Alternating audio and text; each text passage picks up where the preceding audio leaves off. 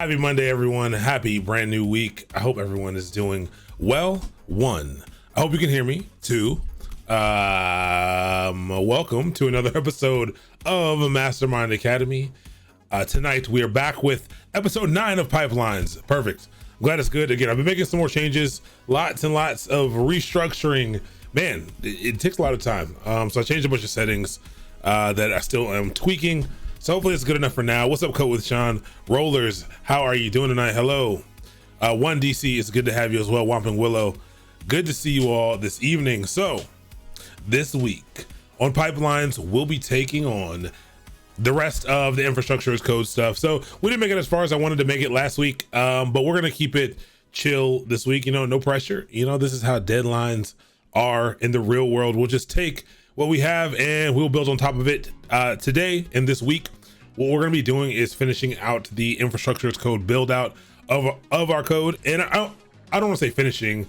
What I want to say is taking what we already have and getting it codified, as we'll be adding more over the next 2 or 3 weeks as well. But we want to make sure we get that codified this week. So we're not really going to be diving into really any slides. We might refer back to slides to talk about some of the things, because now we're going to get into some of the configuration management aspects of this stuff.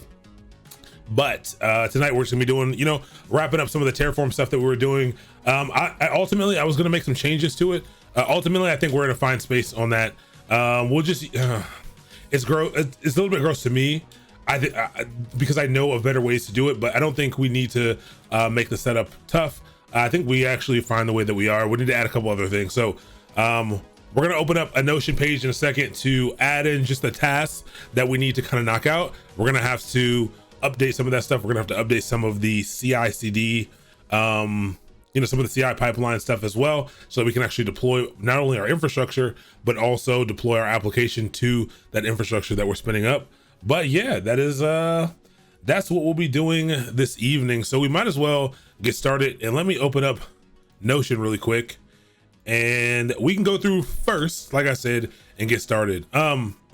Side note, did anyone last week, I meant to promote it a little bit, but did anyone last week did anyone get to see any of the Hashiconf, all the announcements at Hashiconf? What was pretty cool? Is the audio out of sync? Definitely let me know, because I may be able to do something about it.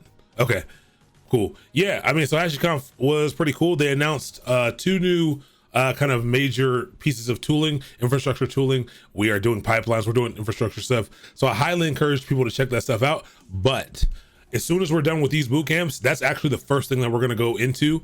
As soon as they're over, we're going to dive into both Boundary, which is kind of I want to pull it up in a second, just so I'm not pitching it wrong. From what I'm getting from Boundary, it seems like an interesting remote kind of remote access piece of tooling. It's almost it seems like a role-based access control system for everything, or for your infrastructure. It almost seems like an external IAM. If you're an Amazon user, I don't know. I'm not 100% sure. We need to dive into it. That's what I want to do. I want to take the time to dive into it. But there's also another tool that I'm a little more interested in, called Waypoint. And it's interesting because Waypoint, I really don't fully understand the benefits of Waypoint. So I want to dive into it. And we're gonna do that as soon as we're done with these boot camps. But I'll pull them up really quick, because so Waypoint seems like a kind of unified infrastructure as code, like deployment, maybe not infrastructure as code, but application as code, like deployment tool. But again, I haven't dove too far into it at all. These are the 2 new products. What do they tout them as? Simple and secure remote access. So yeah, it seems really interesting.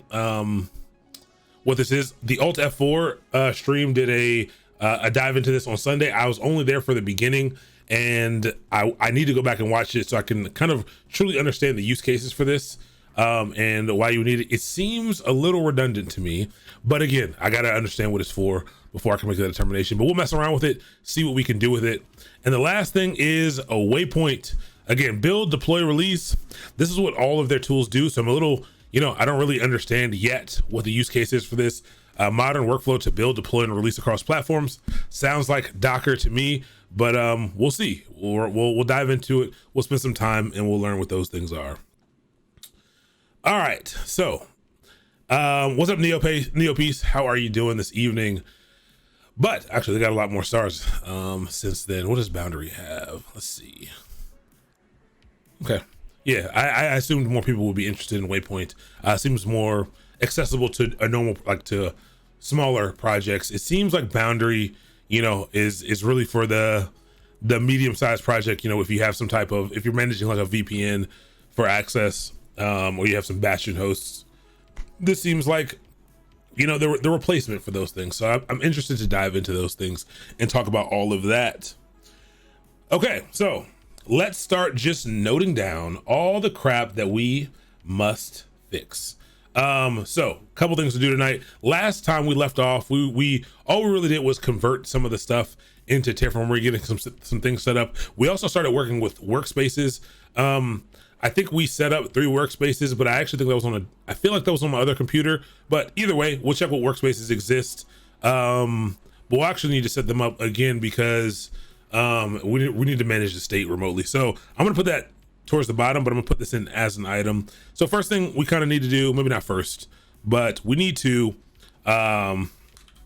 create Workspaces in Terraform for dev, staging, and prod, which I think we already did. So I think if we didn't already split up the TFVAR stuff, we can, to make that easy. Just make copies of those. That should be easy. Ensure variables files are created for each environment. And again, I want to keep it simple here. And I think the only other thing that I want to do in Terraform right now, at least, is I would like to get in I would like to add in add Route 53 records so that we don't have to worry about that. So we can probably knock that out first, probably pretty quickly. But then what we need to do is once we have the infrastructure up, once we have the server set up, we need to do a couple of other things. And so we're going to be using Ansible for our configuration management, and here's where that's going to take over. But one of the first things we're going to do is we're going to install Ansible. What's really nice about Ansible, we'll spend a little more time on this when we get to it, is that Ansible is agentless. So we don't have to actually worry about installing Ansible on any other system. Like, we only need to install it on the place it's going to be deploying from. Right now, we're going to use it on our local machine, but eventually when we get into the CI process, we will have to set up our CI process to be able to use Ansible to do this. So we need to get Ansible installed. We need to set up Ansible to work with, our servers. Can you share the GitHub repo we're using? Yes, I absolutely can. Let's see.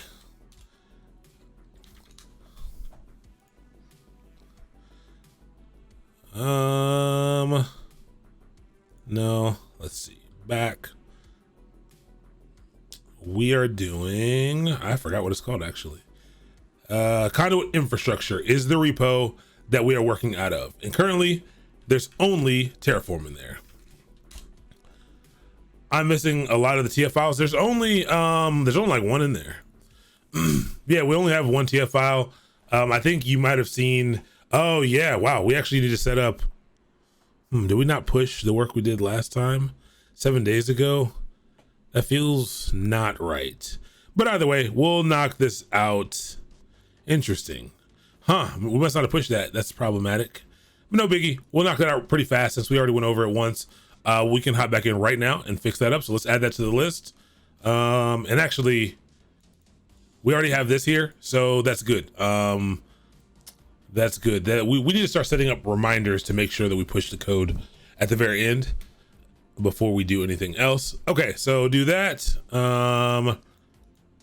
We need to set up Ansible to work with our servers. And then what do we need to do with Ansible? So if Ansible, if Terraform is going to be the management, it's going to be the provisioner and the thing that manages our infrastructure, what is our CM tool going to be for? Our configuration management tool is going to be to actually manage the software and the users and all the other stuff on the system. That's what we're going to use it for. They can, there's some overlap there. They can do some of the same things, but we need to get some stuff installed, and we can also go back to the little list of things that we had, but we know that we containerize all of these things. So one thing we'll need to do is install Docker. We need to make sure Docker is installed on the system. We'll need to make sure Docker is running on the system. Can we just do an SH script for config management? So, kinda. So yes, you absolutely can use, remember scripts was absolutely a part of that infrastructure as code piece that we talked about. Yes, you can. The problem is that your script is going to have to be relatively robust to give you some of the same functionality. So yes, you could, but there's most of the workflows and use cases probably won't work well with a script. But yeah, you can. The only thing that the script doesn't, not one of the things that the script doesn't do is the script very much so tells you what you want to happen on the system, but it doesn't, unless you code it in, it doesn't give you a way to remedy issues in the event that things are off. Thing like the script expects things to be in a certain state at the beginning and then end up in a certain state at the end usually. And so, yeah, your script would just have to be relatively robust, but absolutely, yes, it is. Well, no. So scripts aren't declarative. Scripts, you aren't declaring, you're not declaring what you want and it's taking the path to get there. Scripts are absolutely procedural. They're going to do exactly what you tell them to do if you do those SH files. So I think that's more so the problem. You have to tell it exactly what to do, and it doesn't really know what to do in the interim if something is a little bit off. But yeah.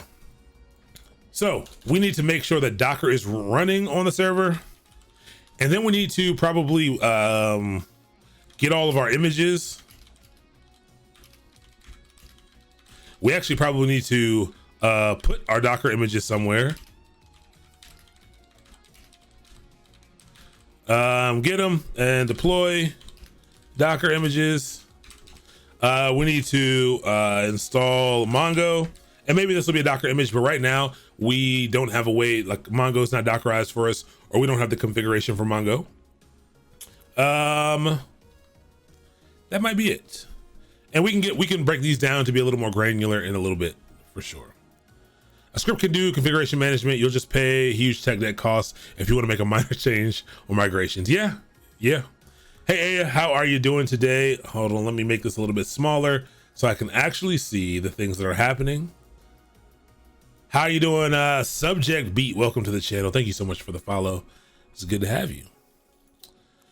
All right, so these are the things we're going to try to knock out. We're not going to try to knock out all these tonight, but we're going to move through some of these pretty fast. So we didn't push that code last time, and like I said, I feel like I was working off my laptop, but we're about to find out right now. Let's see. This is some old Ansible stuff. I was trying to remove Ansible so I could show you how to install it, because there are some, because Ansible's written in Python. There are some oddities that I found when installing it specifically on WSL, and I know a lot of you are using WSL. Yeah. So the terminal, I really need to change that right now. Let's see. Commands, edit. Well, I'm not gonna edit it because then I gotta go get the website information. But Neuralinks, I am using, I'm not using Hyper here. I am simply using the Windows terminal. I am on Windows right now, and this is simply the Windows terminal. Let's close all of this for now, and let's set this off to the side. Actually, let's leave this over here so that we know what we're doing when we're doing stuff. But I want the background to, shine through just a little bit so you can see it just a little bit in the background. Makes us, work pretty cool. But let me go into our mastermind directory, into our pipelines directory, and let's go ahead and let's set our variables and stuff back up. My project command is out of date as well. Tonight we are working on some reference infrastructure called Conduit. Well, the application is called Conduit. We are working for a company called Pipelines, and they have a Conduit is an application that goes against Medium.com that allows you to publish cool articles and things. And we have a little bit of infrastructure that we've been working with over the past few weeks. We've been working on turning things into microservices and Dockerizing things, and now we're worrying about codifying the infrastructure that all of this lives on. What we're doing is not, again, I want to be clear at the beginning of every one of these, because I've had a lot of people be like, oh, why don't we do it this way? The goal right now is not to make the infrastructure perfect. Again, imagine you are coming from the place of it's just you're working on a system that was hand thrown together, that was in-house. We're taking incremental steps to get to a really good place, and that really good place doesn't have to be perfect, but we're taking small steps to kind of get there. So let's go into this Terraform folder and let's set that stuff up really quick. And this is good because okay, so this stuff is here. Did I not? So we see we have production development. This is what we worked on last time, and I have state files here. Let me make sure this is how we want it to be, and then I can push this up for you to grab. This will save us some time. I actually think last time I started to add in, oh no, I didn't put in I was hoping I put in the DNS stuff, but no biggie. Easy. Let's push this stuff up. So vim.get ignore. We need to make sure that no TF state files go up with this.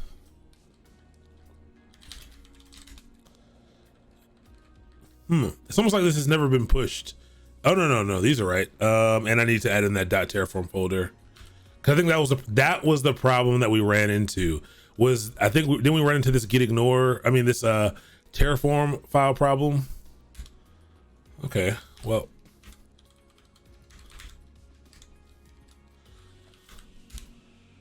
all right, that's good. I'm going to add all these. So also, I want everyone to when we went through tracks and we were talking about Git, and I said I generally don't recommend doing a Git add dot. This exactly is the reason why I don't recommend doing a Git add dot, as people get taught from the very beginning. It's because it will do all of these things. Yes, like it'll add all the things that you may not want. So I'm usually in favor of adding things individually, personally, but again, just letting you know, I make a lot of Git mistakes, so I tell you things that have bothered me. So we're gonna commit it. Added variables files for each environment.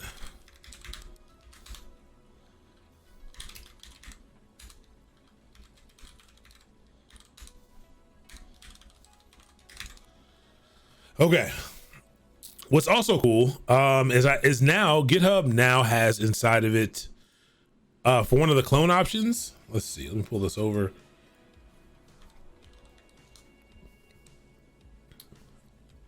It's got a way for you to clone via the, let's say Cortex front end or whatever, to clone via the GitHub CLI. Use it. That's pretty cool to me. I really like the GitHub CLI now. I don't really know it as well as I should yet, but I'm definitely going to be spending my time really getting to know the GitHub CLI for sure.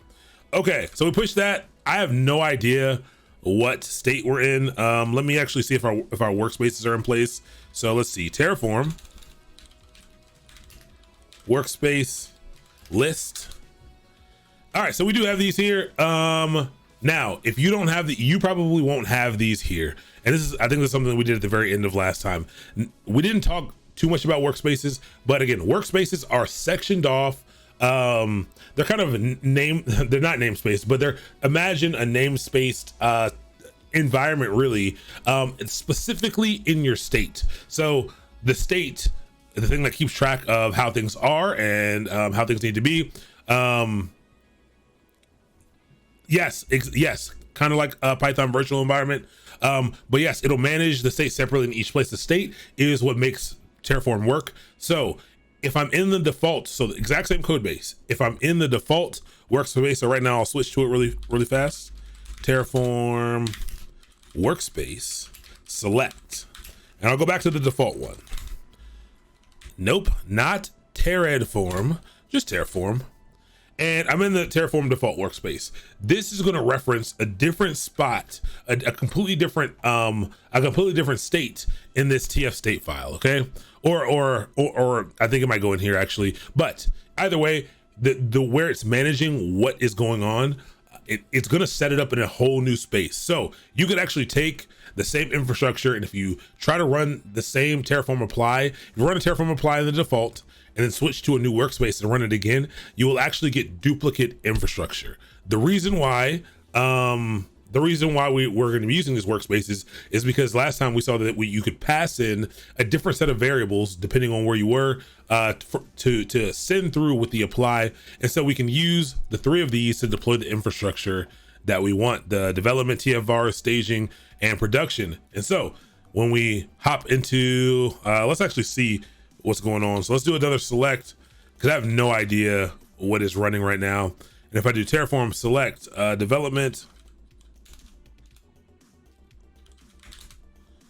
and I do a Terraform plan, Terraform plan dash var file, this is where you pass in the file, equals development dot tfvars. I can see what happened. I have no idea. Okay, so it looks like we actually didn't deploy anything here. It looks like it's going to make two servers. So that's good. So we can start from here and we can actually get everything deployed. I'm actually going to move it down so it's only one server. But yeah, you consider making an alias for Terraform? Yeah. So yeah, usually if I'm working with something heavily for Terraform, I will probably just make it TF, and I would actually make Terraform works. Like I would do like Terraform would just be TF. Terraform Workspace, I would alias that command to like TFW, or Terraform Apply would be like TFA or something like that. That's normally what I would do. Right now, I'm going to type it out completely all the time, just because I think it'll be helpful for anyone watching this afterwards, not to get confused. Like, hey, how come I don't have a TFA command or TFW command? But yeah, that is, I would usually just make it super easy and make it TF or something like that. I'm a big fan of aliases, but they don't really work when you're trying to teach people what's going on. It makes things very, very confusing when people are watching it later. I'm online waiting to take the Terraform Associate at the moment. Hey, yeah, absolutely, that's dope. I hope you're gonna do great, and even if you don't, you'll do great the next time. Just come back, let us know how you did, for sure. Let us know, what you loved about it, what you hated about it. I'm going to sign up. I'm going to try to do I'm going to try to pick a month. Maybe I'll make it January or February where, I'm just going to study and I'm going to get all the certs that I want. I don't really want that many certs for real, but the only cert I really do want is my AWS SA Pro. The only reason I don't even really need that anymore, it is just something that I was working on that I never took the leap to fully get, and I just want to get it kind of for myself. But it actually will be useful for me in the future. But I do want to get my SA Pro, and I think maybe later on in the year I might take a little cloud challenge and just see how much I can do. But I do want to get one Azure cert. I don't really know that much about them, but again, my goal is to start diving into Azure much more heavily, really getting to know Azure as well. So I do want to get one of those. I absolutely want to get my Terraform cert, and I really want to get my CKA. I do want to get my CKA, just so I can walk around and just be credentialed for no reason, but I'll just be credentialed, but yeah. Why not just Terraform install autocomplete and use okay, so there we go. Why not? I didn't even know about this. I'm with it.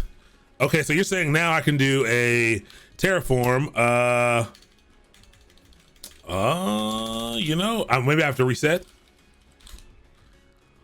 Let's see what happens if I do it like a Terraform works. Okay, I can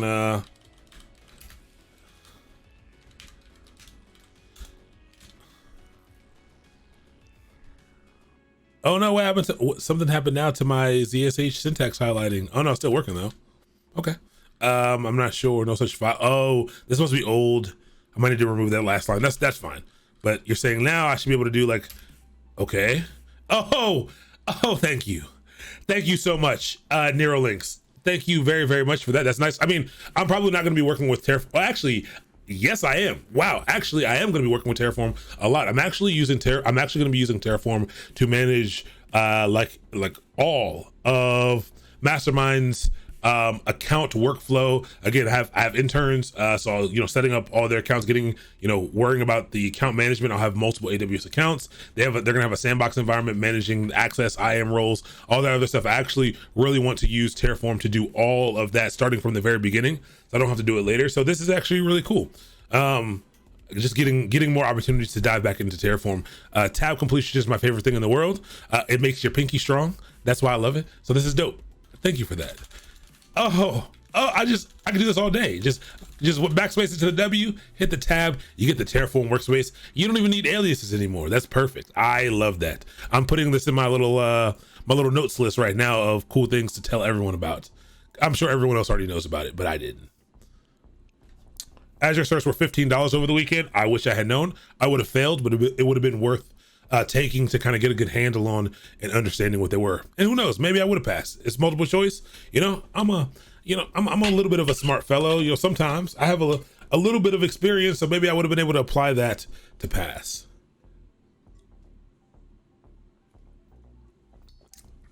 I'm glad to hear that someone else who's been working with Terraform didn't know that. That's great. All right, so it looks like we don't have any of this stuff deployed. So before we deploy anything, let's clean it up a little bit. It looks like it's deploying 2 servers. I think I was just trying to show you all the count at the time that happened. So let's fix up some of this first. Also, we got to move the state out of here. This is, not a big deal for now, but let's just put move Terraform state to S3. We don't really need locking, but we'll add it because it's pretty easy to do. We'll move state so that it's not local here to our computer. And again, state is just the thing that's good. Like, state's really important, and it's what's actually keeping track of the current setup of your system. And it's how, when you do an apply, you do a plan, it checks that state to see how things currently are and to know what deltas there are between what you wrote and what is currently existing. And so it's really necessary. If you delete that file and you try to deploy again, it'll recreate all of your stuff. All right, so I said we were going to first clean things up. So let's see what we have in here, because I don't even remember what we have in here. All we have is our Ec2 instance. And oh yeah, so this is interesting. This is not the complete, I don't know if this has all the changes that we made, but it's okay. We do have this variables.tf.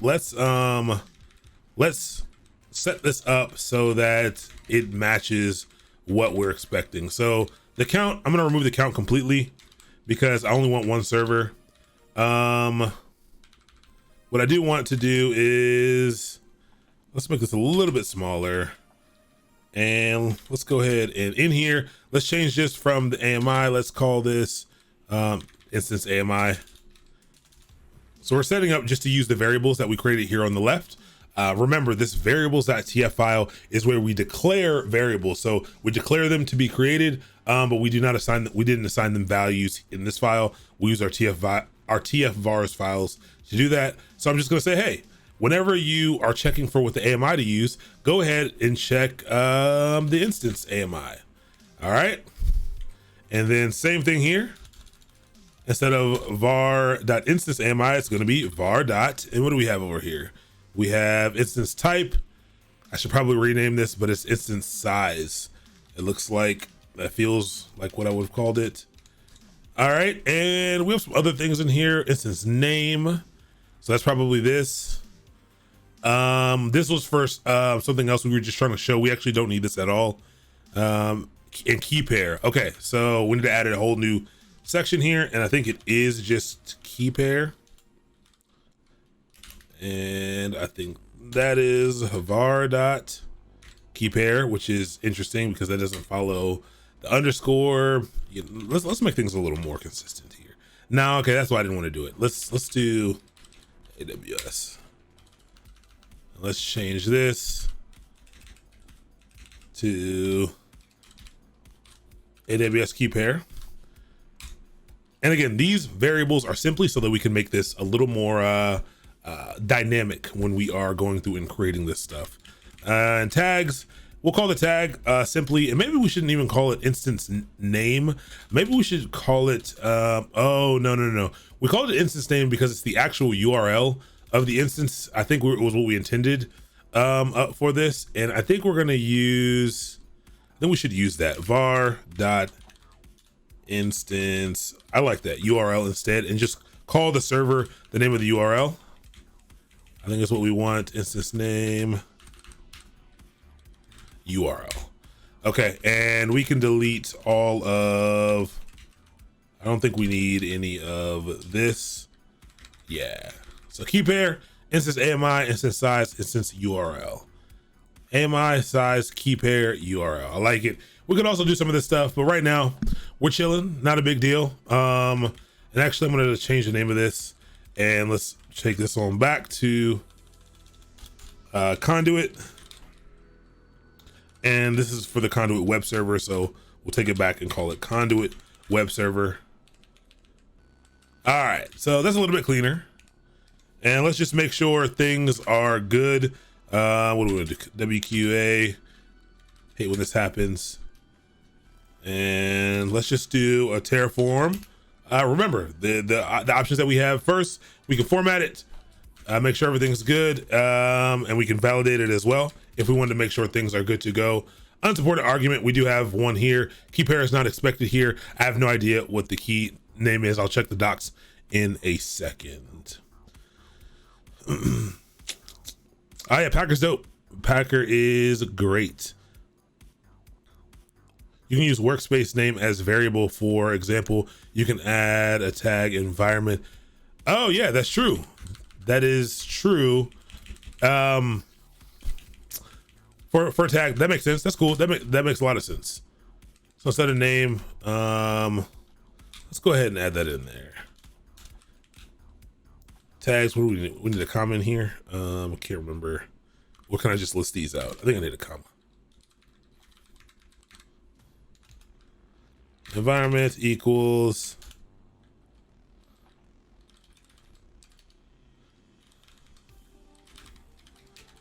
it might not be a comma. I don't know how to. It should be a comma because this is like JSON-y, but I'll see in a second. But it also gave me another error. I think it said on line 20. Oh, key pair. So let's check this out really quick because I don't remember what it is offhand. I don't write enough Terraform to remember. So Terraform, AWS, EC2. Go ahead, give me the docs. Terraform registry, not module. I don't need a module. Terraform.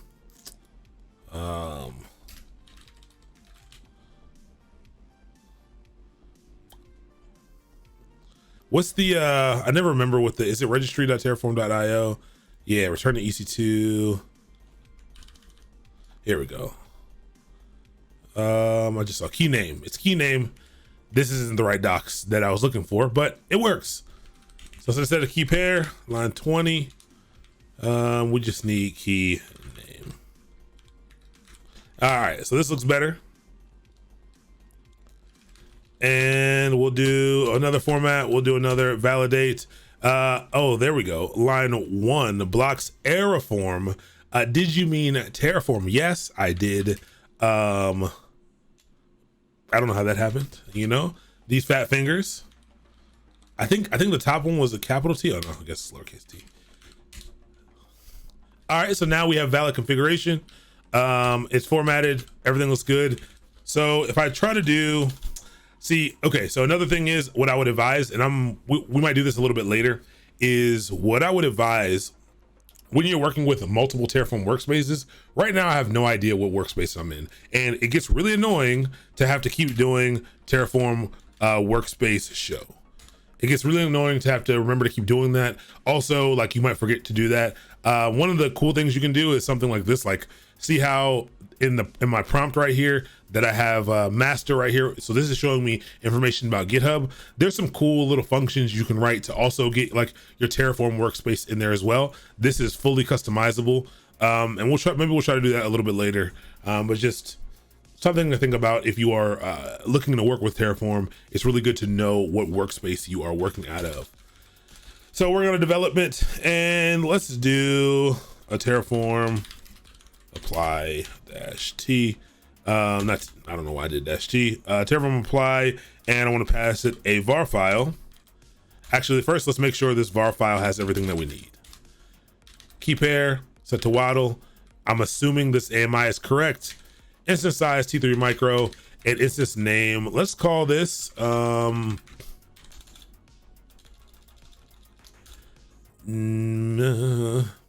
I need to delete the other stuff really quick, but like the stuff that we did by hand, kind of need to delete it. But let's call this yeah, let's call this dev.pipelines.media.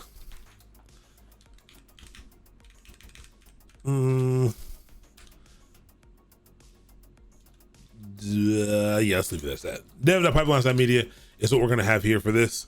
And so now we want to apply Terraform.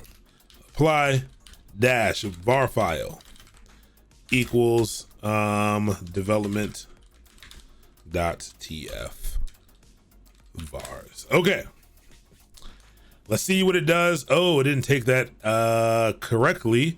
It needs a key pair for we changed the name, so now we need to also update the name here.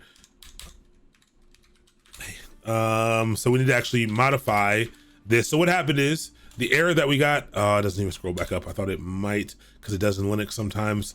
The error that we got, if I try to do this again, we didn't get an error, but it asked me for the AWS key pair value. If you declare a variable in Terraform and you do not use it, it will ask you for it at runtime, so it knows what to do with it. The reason why it doesn't know about this is because we changed the name to AWS_key_pair, but we did not change this in the development file. And so what we can do here, I could set all these at the same time, but I'm not. And we'll do an AWS key pair just like this, but we also should make the change to the other two, because I'm sure production and staging are also the same.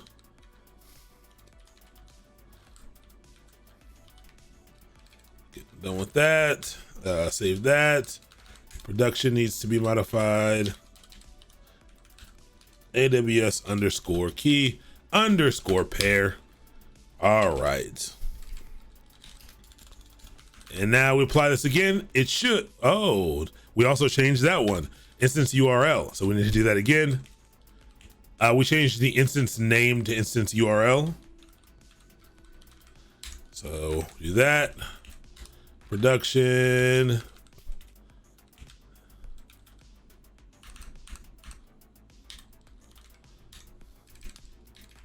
And staging. All right. So now we've got the development file change, production, and staging. Let's give it another go. All right. So now it tells us we're going to have all these things. This is the one frustrating thing about, and I don't think this is unique. For me, this hasn't been unique to the Windows terminal. This happened to me as well.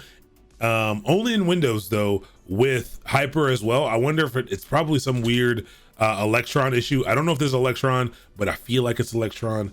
But all the yellow highlighting is really annoying. What's up, Black Yakuza? Welcome to the channel. It's good to have you. Rodrigo, welcome to the channel as well. Also, does not eat booty. Welcome to the channel. So, again, we'll try to keep the stream PG. But as you all know, the worst word we said we would say is booty. So that allowed me to fully say your name. I appreciate it. That I'm glad you selected something that we could in fact say. But yes, let me go ahead and push this to GitHub really quick. Does the problem exist in Windows Terminal? Yeah, I mean, if you're shortening Windows Terminal to WinTerm, yeah, it happens here. I don't know why it happens here. But it's really annoying. Like this is Windows Terminal. And yeah, I don't know why it does it. I feel like it's some type of weird graphics bug. I don't know though. It doesn't happen in Linux for me ever, just in Windows for both. So I'll add all of these, get updated var names,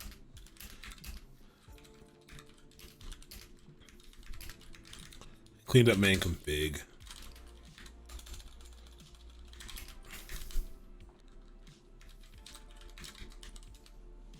Do I not have any? I feel like I have to have keys set up here, but maybe I just didn't clone it via that way. All right, these should be, all the changes are up now in the environment or inside of GitHub if you're interested in those. Okay, so now clear. There we go. Now that we've done that, let's go ahead and apply. Let's log in first I might already be logged in, and I might have some random infrastructure in here as well, but let's see. We have pipelines.media, staging, development. Okay, so we only have the stuff that we care about, which is good. These are the ones that we made by hand. Pipelines.media, staging.pipelines.media, and development.pipelines.media. We made all of these by hand, and this is mine that we shouldn't touch. And I really should start working out of a different account for this, but I'm too lazy to make a new login. Well, not a new login, but I need two-factor auth on there as well. Then I got to set up a whole nother two-factor auth thing. And, you know, I want to make my life as simple as possible. Would be interested to know if it happens in the CMDIR. Do I have CMDIR on here? I don't. I'll check it out. I'll find out. I will download it. I used to use CMDIR all the time. Put it into a central auth solution. I could absolutely probably do that.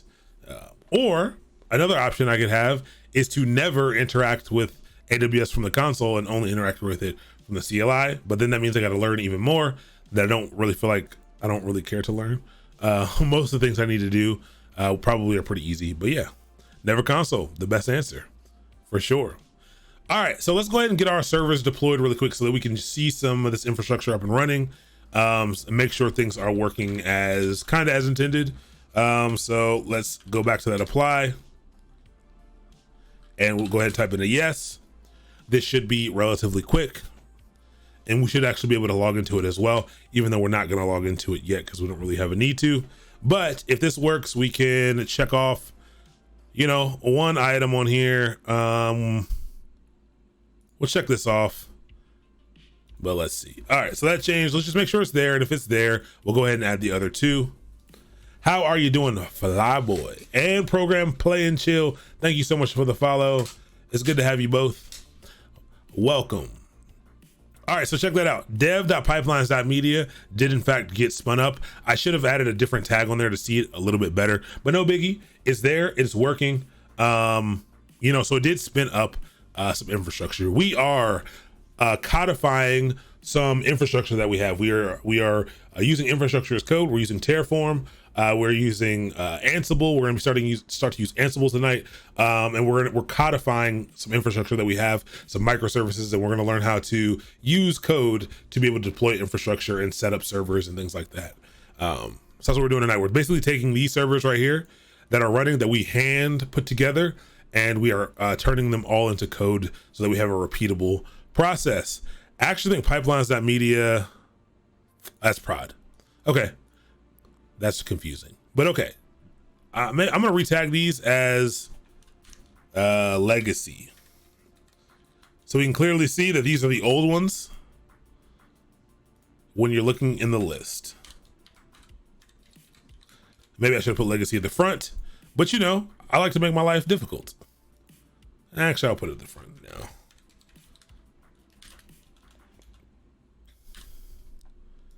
Legacy, let's do it better, just so it's easy on the eyes.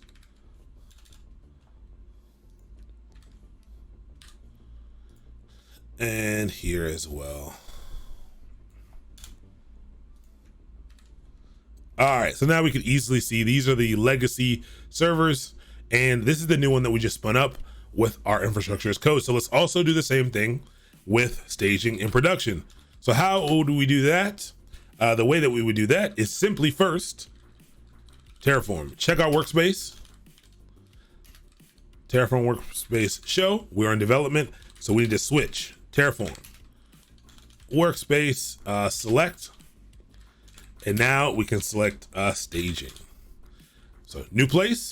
Also, you can also see that if we went back in there, you can also see that a tag was set with the name of the workspace, but we'll look at that in a little bit as well. But now what I can do is I can run that same apply command, and I can run it with the staging TF-vars. Now, you might be saying in your head, oh, that seems really weird. I got to remember to use the right one. Yes.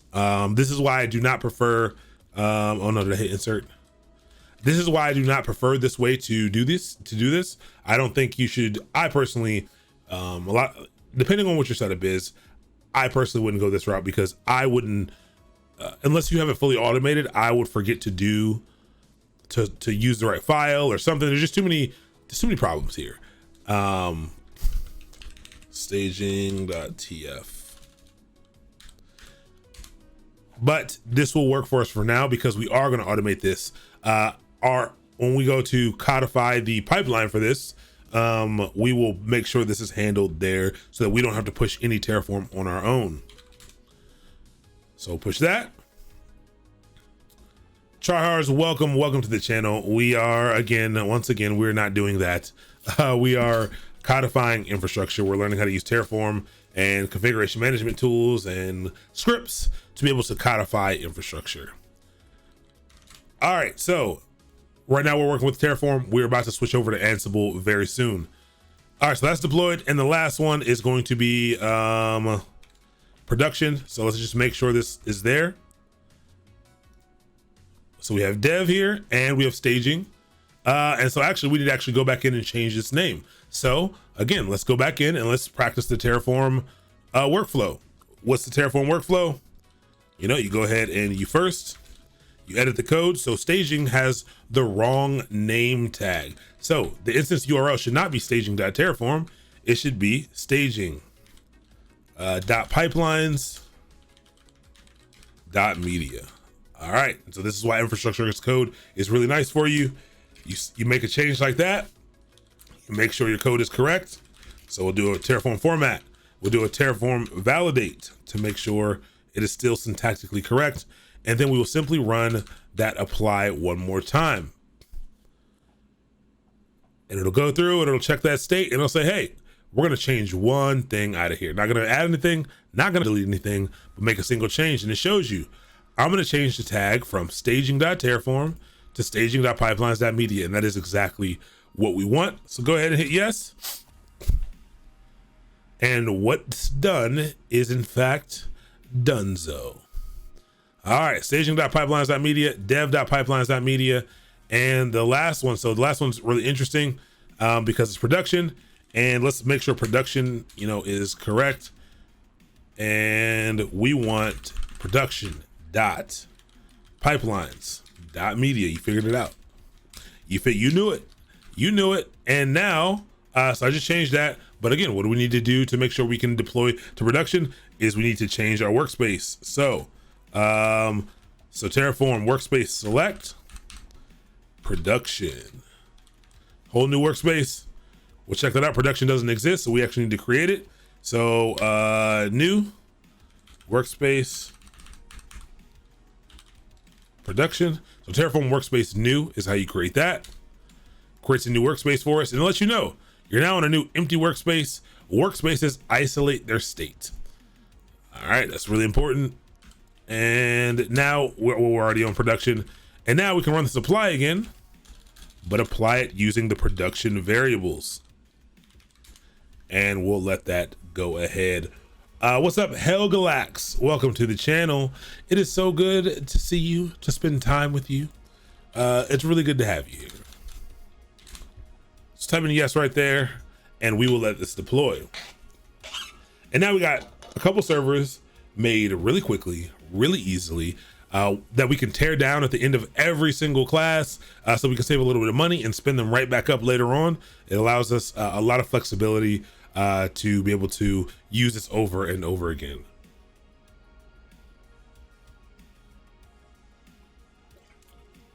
All right.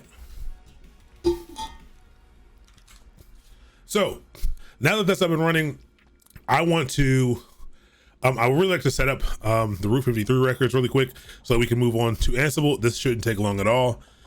Create workspaces. We did this. So let's do this. Add Route 53 records to Terraform. So DNS, we talked a little bit in Decoded about how the internet works, but for anyone who is new, DNS is how the internet as you know it works. DNS stands for Domain Name Service. What it does is it takes the domain name that you type into the URL bar, that domain name being the words that make it pretty, you know, google.com, yahoo.com, mastermind.io, and it translates them into an IP address. IP addresses are the protocol. It's, you know, IP is internet protocol. It's how the web works. It is a set of numbers like a phone number. And so what it does is it translates that domain name into the to the IP address for the computer so that your computer knows where to get the information from. And we need to set up records for DNS so that when people type in, you know, so that we can actually get to the site. Right now, you know, pipelines.media works.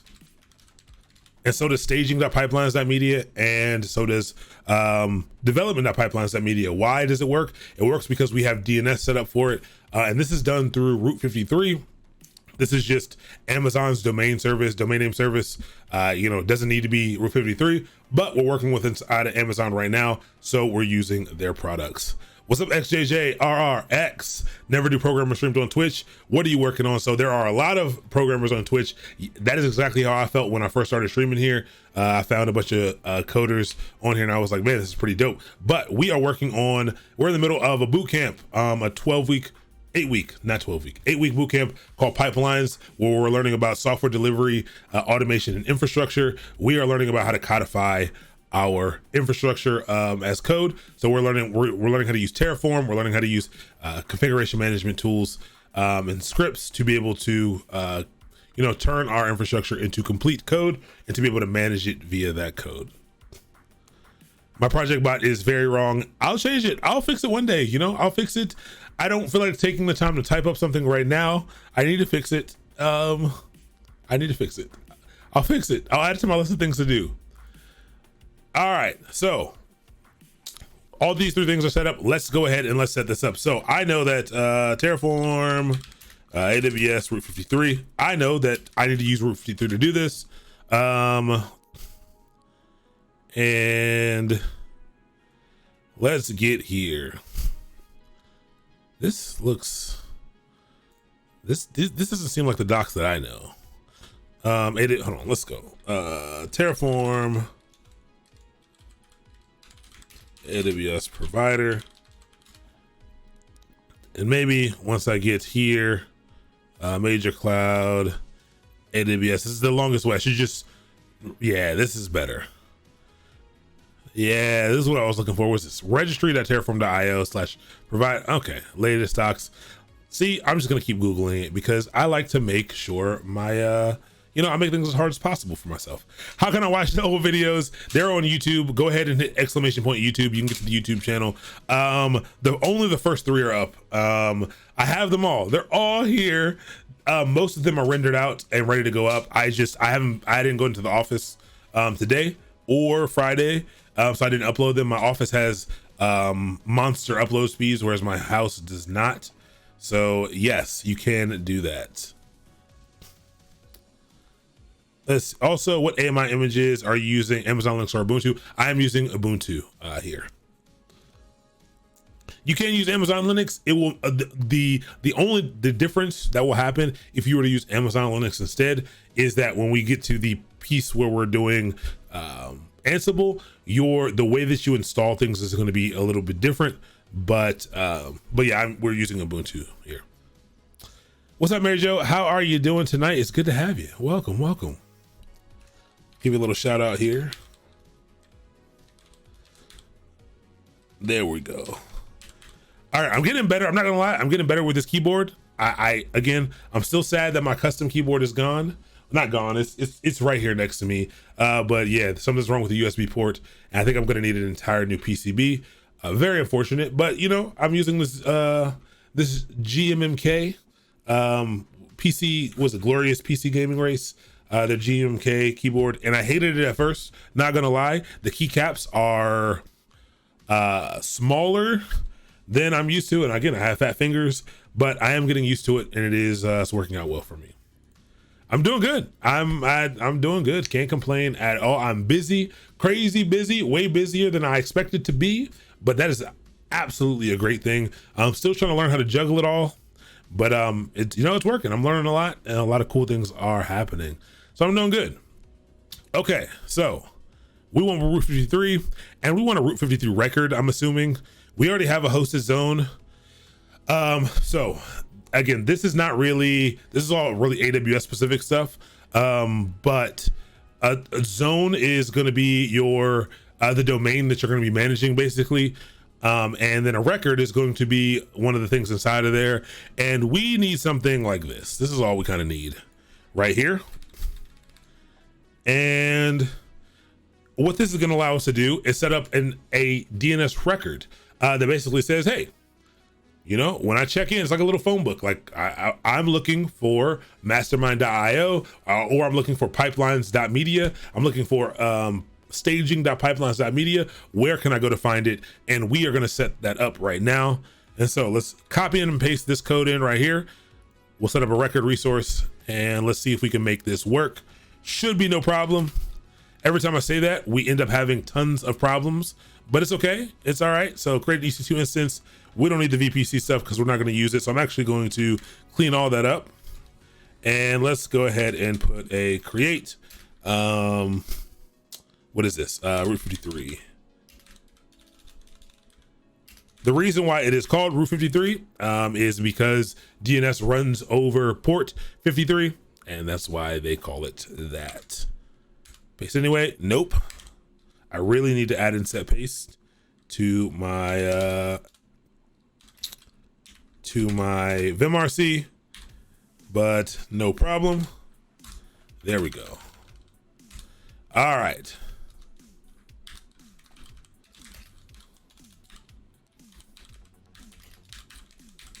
Okay, so create that Route 53 record. Okay, let's now modify it so that it actually works for us. We took the default one. This actually wouldn't work for us. Why wouldn't it work for us? Let's take a look at the code really quick for it. So we're setting up a resource. Pretty much, you know, all the things in here are resources in Terraform. We're setting up new resources to be built. So the resource type is an AWS Route 53 record. They called it www. I'm gonna call it web server. I'm gonna call it conduit DNS.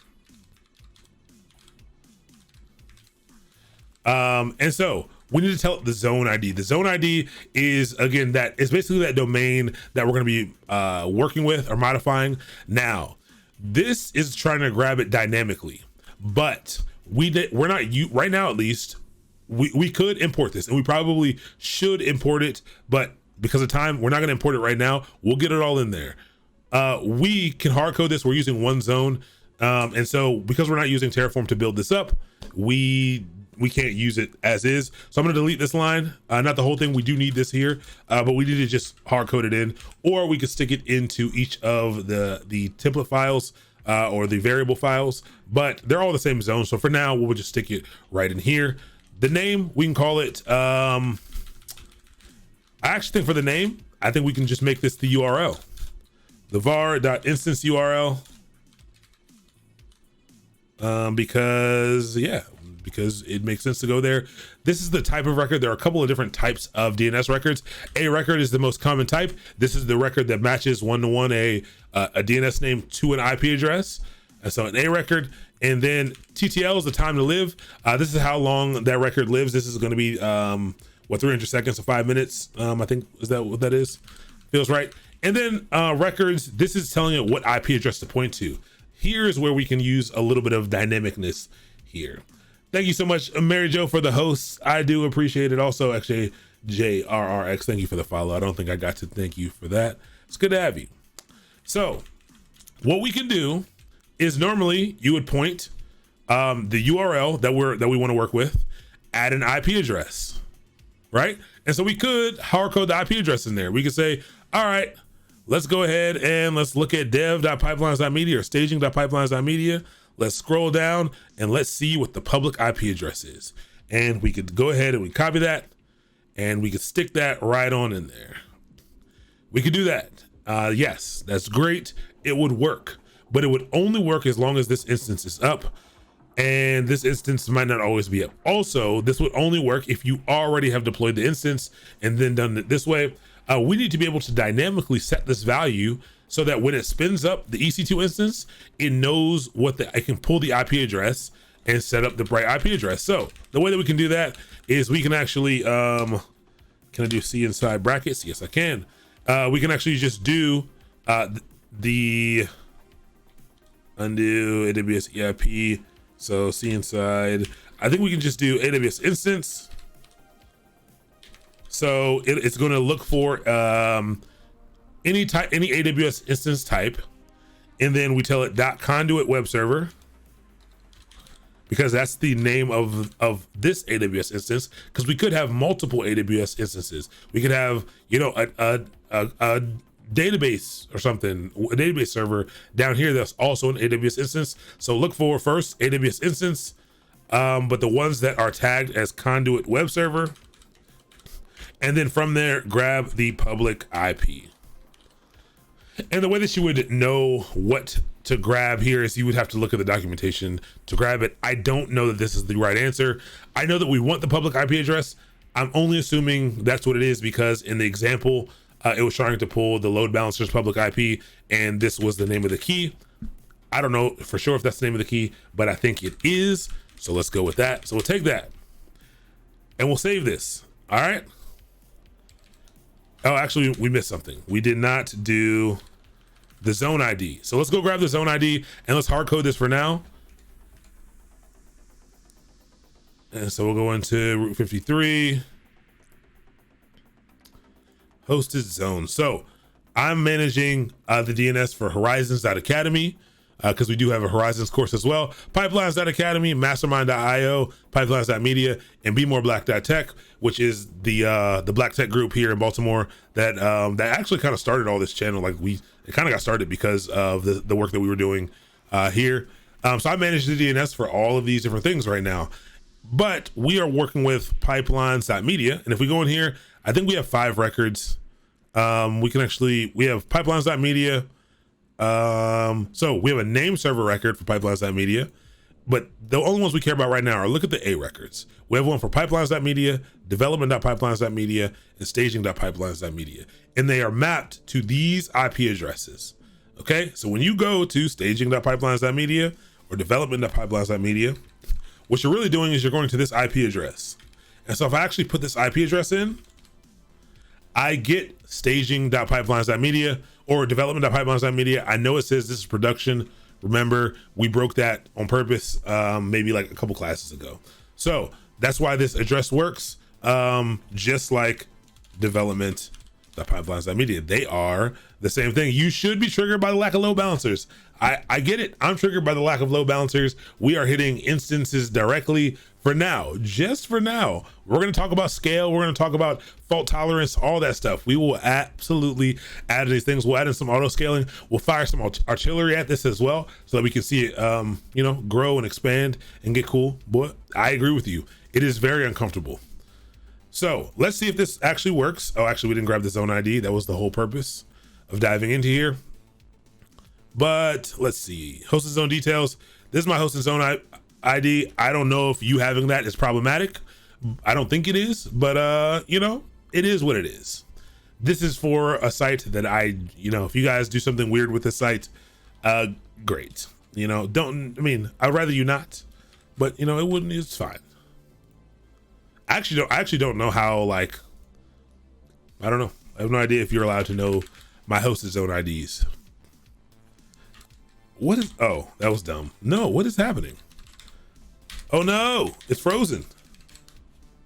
Something happened and I don't like it. Oh, it's doing the thing. Oh, oh, what is this? Oh man, that was all right. So let's go ahead and, man, all right, no problem. Let's get this out of here. You know, it's just having a tough time. Oh my gosh, look at this. How did, okay. It did not like any of that at all. Instance, I think it's supposed to be size. Join pro, oh, first off, Mewtrue, thank you so much for the raid coming in hot. First off, shout out to Mewtrue. How are you doing? I've been having a great time. I've been having a great time. I was actually in your stream for a while, like what's the word, lurking in the background before I hopped on today. But let me give you a shout out. Thank you so much for the raid. Please, for some excellent, entertaining coding content. You know, if you're not here to learn and you're here to have a good time and to pick up you'll still learn, but you'll pick it up in a completely different way. Definitely check out Mewtrue's channel. Pretty fun, much more fun than mine. But thank you, I appreciate it. What's up, all of the join programmers? Oh, I mean, I will. I mean, I guess I don't really understand how all this team stuff works. But right now, whose team am I on now? I'm on Only Devs. Okay, I'm on Only Devs right now. You know, it's me and the other families. You know, if you invite me, I will absolutely join. You won't learn from your channel. You know, you always learn, no matter what you're doing. You know, there's always a way to learn, even if that's not the original intent, even if your goal is just entertainment. But welcome everyone from Mewtrue's channel. We are doing some infrastructure as code stuff. So I know you all are probably used to building all these cool applications, but how are you going to run those applications? How are those applications going to live in the wild? How are you going to get the applications from your computer out into the world where people can consume them? And those are the things that we're working on right now during Pipelines, which runs Mondays and Wednesdays. If anyone is interested, only a couple more weeks of Pipelines, level 2. But yeah, we're just doing a little bit of Terraform and Ansible tonight. And we just did some weird Vim stuff and broke a bunch of this stuff. I don't even understand what happened, to be honest. It like froze and now everything under this is gone. So I have to redo all of this. Not all of it, it's really not a lot, but doing undos.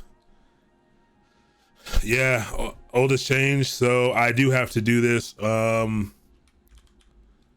do have to redo all of this part. This sucks actually a little bit, but it wasn't your fault. It was definitely my fault. I really don't know what happened, but we can just do a quick copy paste job, because also all we did was copy paste. And you know, these are things that happen to me. It's normal day in the life of a programmer, you know. I gotta set paste in here because this has to stop. Paste anyway. Oh no, V. Let me, oh no. I can't even properly yank it. Wait. Yes, I can. Yes, I can. There we go. X. There we go. All right, the world is all better.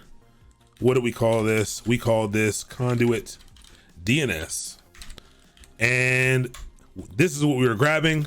This is the thing that we tried to copy and paste. Now, for all of you who did not know this, I usually say this on Twitter. I try to say it on Twitter once a quarter at least, but go ahead and hit the Windows key and the letter V. And what you have here is you have yourself a clipboard manager. Phenomenal. I love it. It's built right into Windows if you didn't know. And you can, oh no. Okay, I almost broke everything again, but you can recall things that you've copied and pasted before. And so great. I hear you want to apologize. I just sent you an invite. Oh, Anthony writes code. Thank you so much. First off, let me give you a shout out as well. Thank you. I will, I'll definitely be accepting that. But yeah, I appreciate it. I really do. Allowing me into your community of amazing programmers when, you know, I'm just a guy who knows a lot. You know, my knowledge is it's wide, but it's not very deep.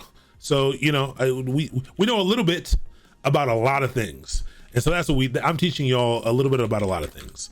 So the name, what do we call this? We wanted the name to actually be var.instance URL and a record. And then this is what we wanted to be AWS instance dot conduit web server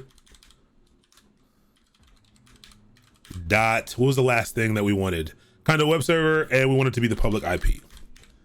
All right, so what it's going to do is after this resource is created, it's going to basically, because you don't know the IP address, those IP addresses are assigned dynamically as resources are spun up in AWS, and they will change if you do spin down a web server and spin it back up. Those IP addresses will change. That is why we can't hard code, or why we shouldn't hard code that's why we should not hard code an IP address in there. And so this will pull this dynamically for us if we did this right. I think we did all this right. And we're gonna save this. Ew. There we go. And now let's see. So if we try to do an apply, actually, what workspace are we in? We got to check that. We got to make sure we know what workspace we're in. Terraform, workspace, show. We're in production. We don't want to deploy to production first. You know, it's fine right now because we don't really have anything that really matters, but Terraform. Terraform workspace select, and we want development. All right. Chris Griffin, what's up? This is in a domain specific language called Hashicorp Configuration Language, HCL. Hashicorp is a company that builds a lot of infrastructure tooling, infrastructure automation tooling, and HCL is their, the domain specific language they created to be able to work with some of their products. So yeah, not really a language. It's more of it's Hashicorp configuration language. It's configuration. It's not so much, there is logic in there. You can do loops, and there are functions and stuff as well, but it's mostly things to allow you to be able to configure things dynamically. So it's not super hard to learn. And only devs fight for charity. I love it. Programmers and only devs fight for charity. I love that. I 100% am in for that, and we can make this a big deal. I'm a very competitive person, and so if this is a thing, let me know it's a thing, and I'll go all in. I'm really competitive. It's a problem. I don't mind losing, but I'll talk crap the whole time. I really will. All right, so now we want to do an apply. Let's see what happens.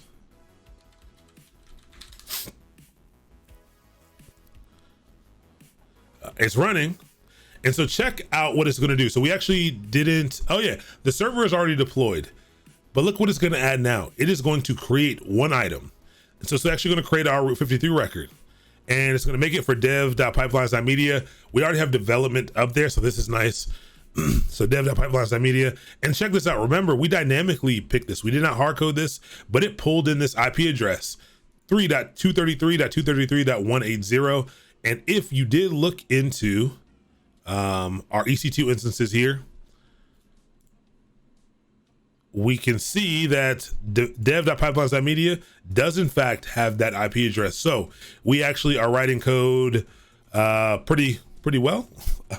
So we'll go ahead and apply that, and this will create this for us. Now, DNS does not always work instantly. DNS takes a little while to propagate because it has to kind of spread around the world.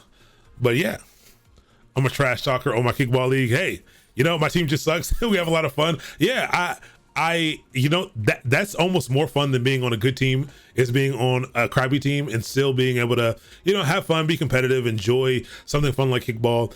I will say that one of the things that I love the most, as I became older, and so I did compete in college athletics and stuff. And when I first got out of it, you kind of miss that world.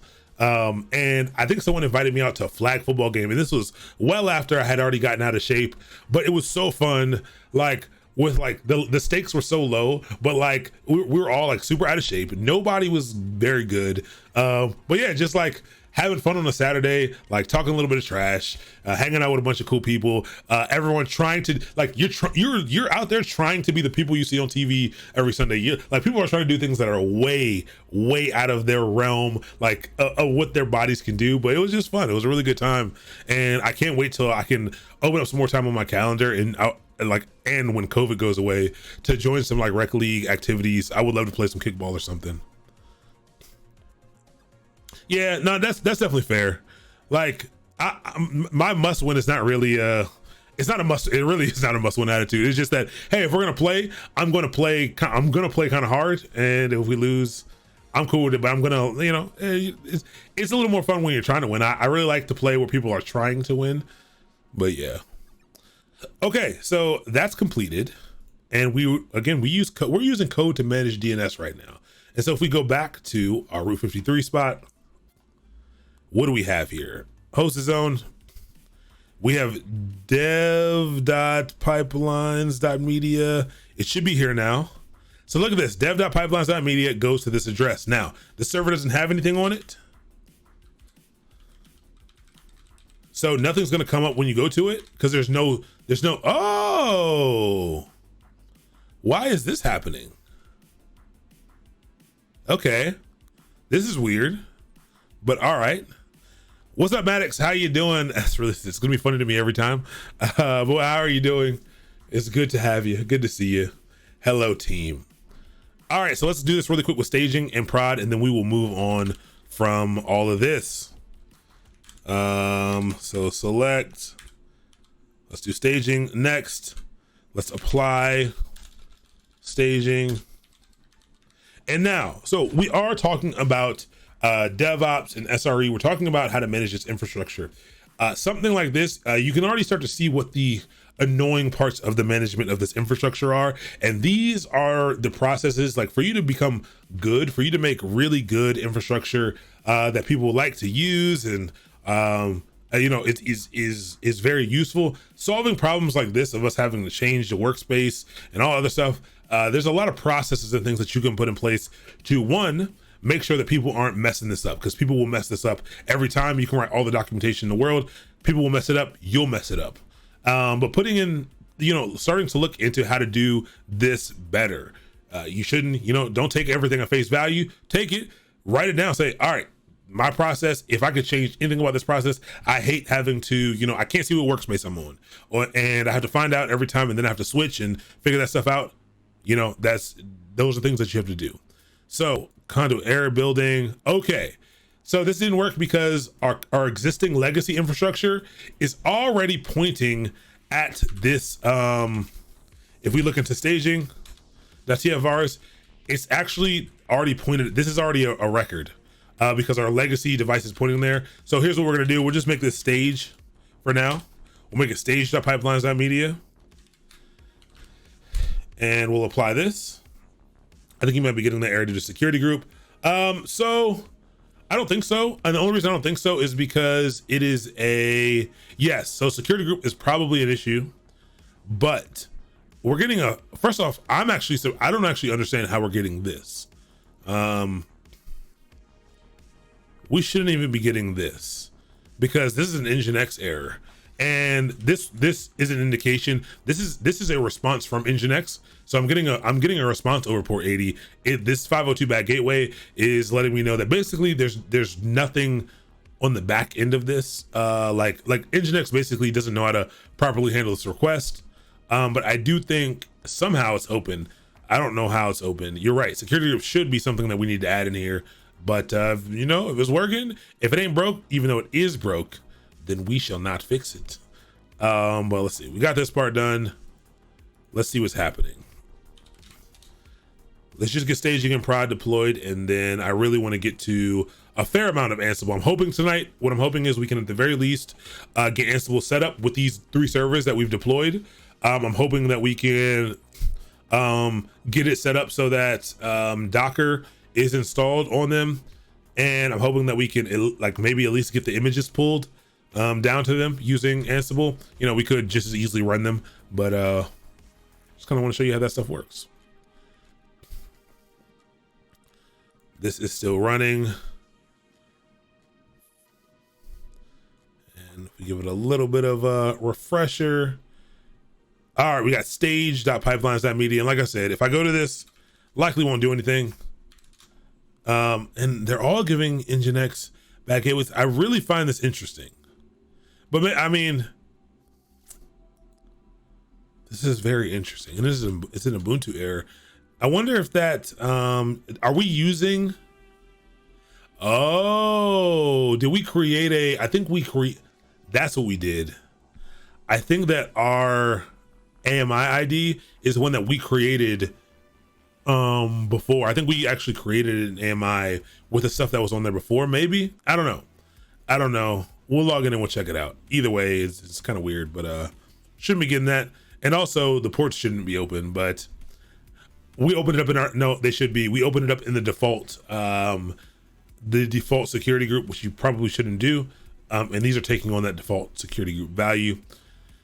And last one, let's just go ahead and deploy prod since that's up, and then we can move on. So select the production workspace. So we're changing over to where the production state lives, and we will apply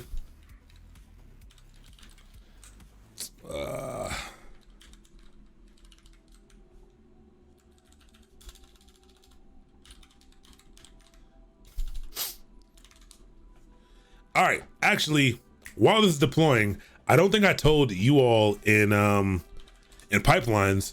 Maybe I did. Did I tell you all your boy found a 3090. And so there is a 3090 in his computer right now, which excites me.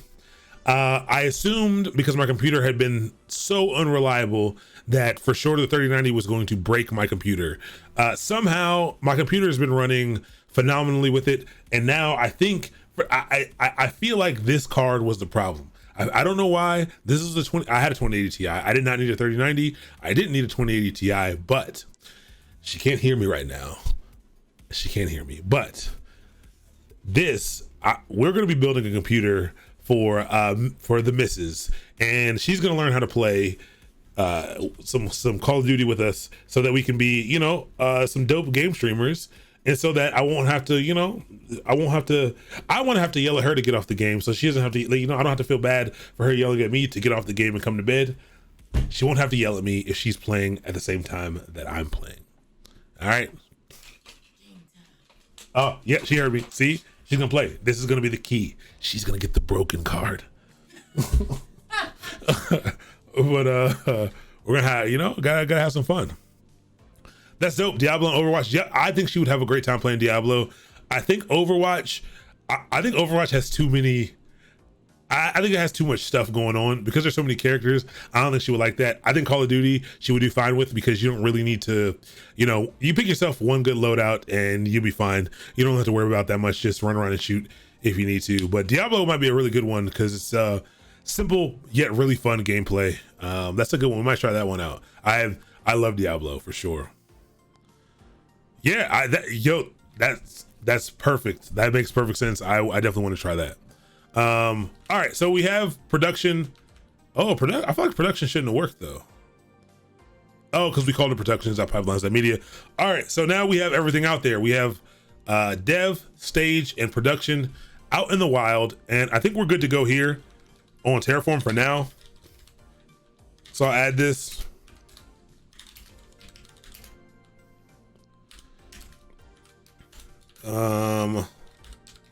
Updated environments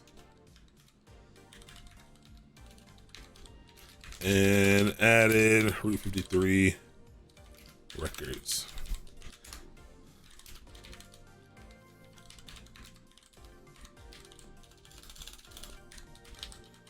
All right, here we go. AK gaming. I mean, so what I do want to say is I was practicing. So I really, again, if I'm going to be, with the lack of time that I have now, even though I thought I was gonna have more time, when I do play games, I want to make it worth my while. So we're definitely gonna start. I'm definitely gonna start streaming when I do play games. And but the reason I haven't started yet is because I had tons of trouble streaming with the 2080 Ti. For some reason, I had a lot of trouble, specifically Warzone. Everything else seemed to stream fine. And I figured out 3090 also struggled with Warzone. Like that is the worst like the most poorly optimized game on the planet. It had a lot of trouble. I figured some things out. But yeah, AK Gamer, I'm interested to see that because I really am only getting at 1440p. I'm only getting like 100 and I'm like getting 150 frames on Warzone, which is, I feel like not good enough.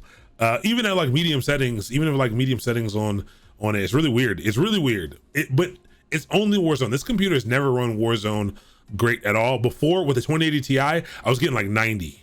So, I mean, I checked. CPU is not at 100% at all. I have a 3950X. I got a lot of cores here. Okay, I feel like I should be fine, but my CPU looks good and the GPU looks. Both of them are at like 30 to 40% utilization, and it doesn't go above there. It's really weird. VSync is not on.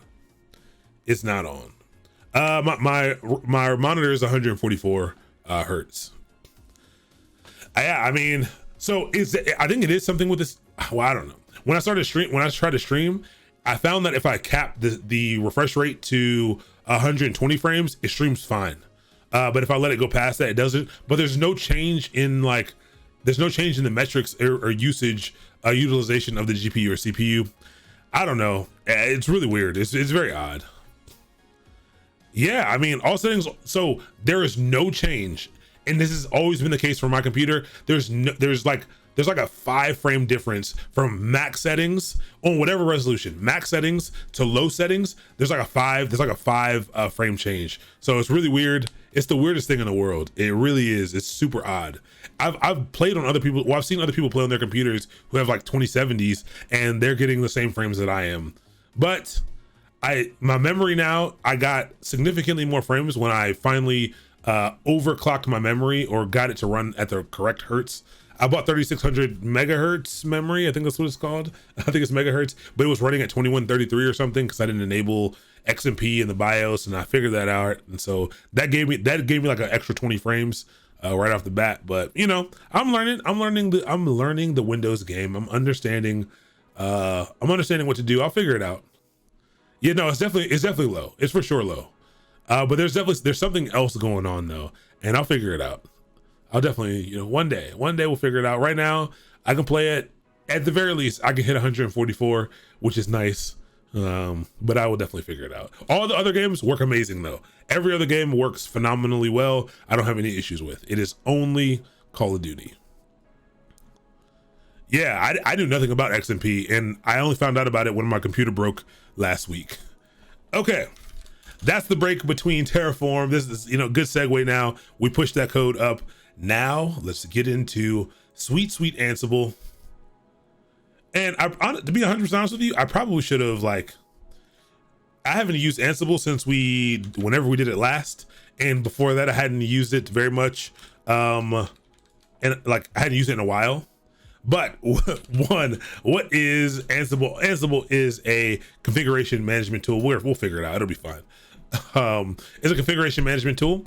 It allows you again to be able to codify the desired state of your systems, of system software, of system settings, and we will be using this to configure what's going on the server. So we have 3 servers, and we're going to use this. So Ansible is owned by Red Hat. They bought them a while ago, and again, I think I really feel like Ansible is the most popular. I don't think Ansible.com is what we want. It is the most. I'm pretty sure it's the most popular configuration management tool. It is pretty dope. But yeah, one of the reasons why I like Ansible and why I think a lot of people like Ansible is agentless, and we talked about this before a little bit, but this is really key.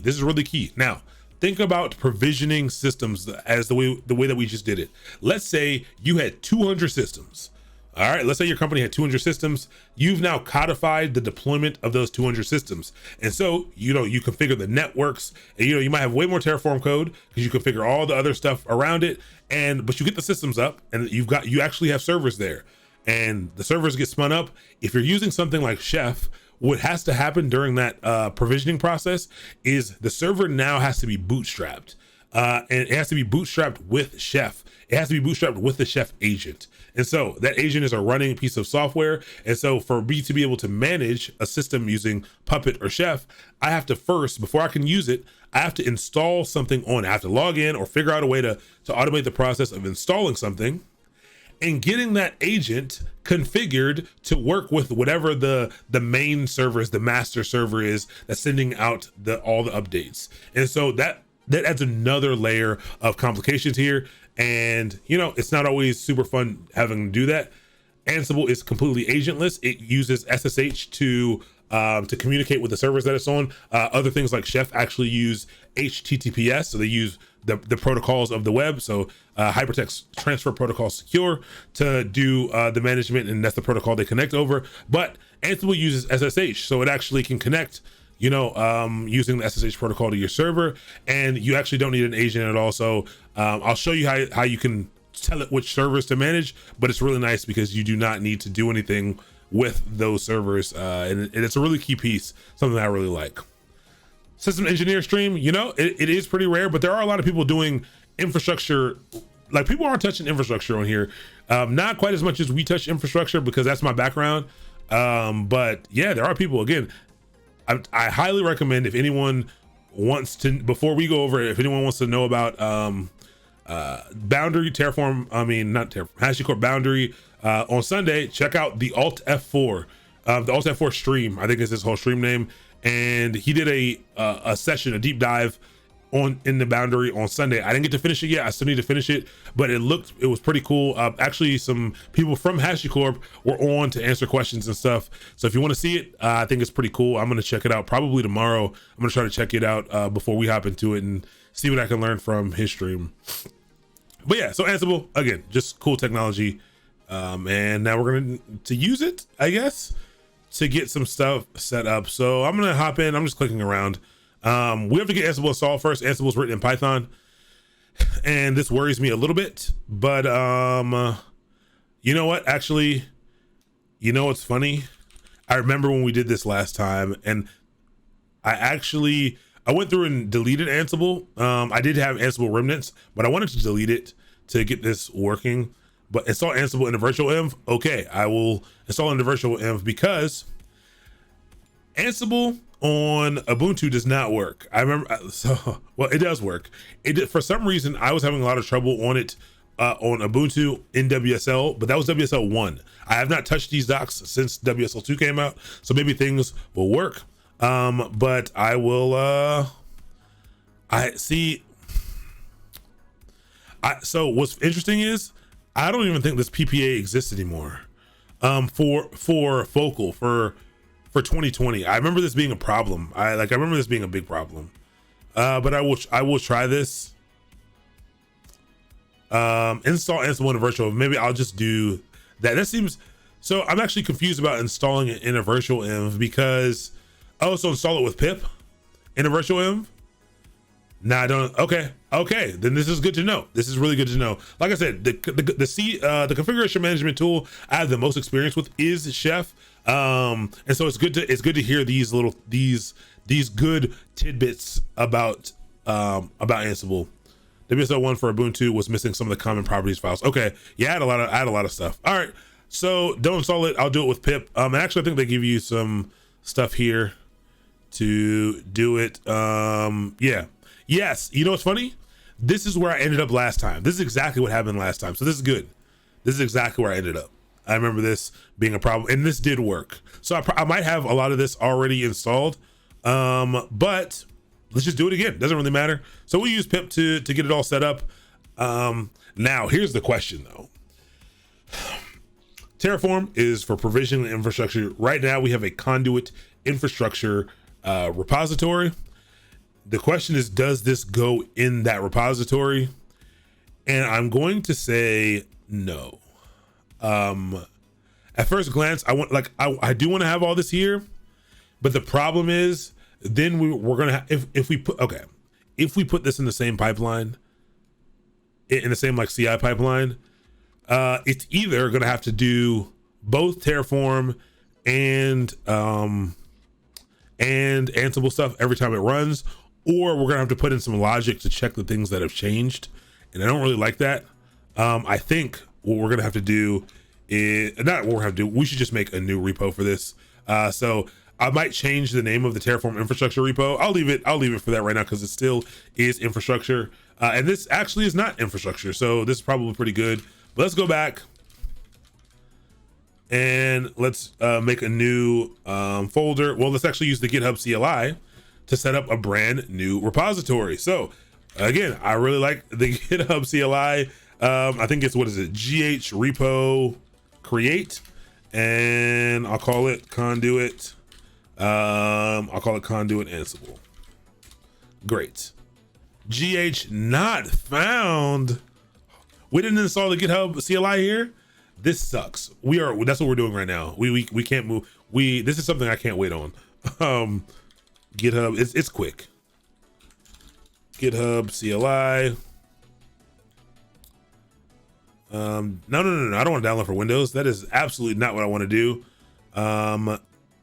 Give me the Linux installation. Homebrew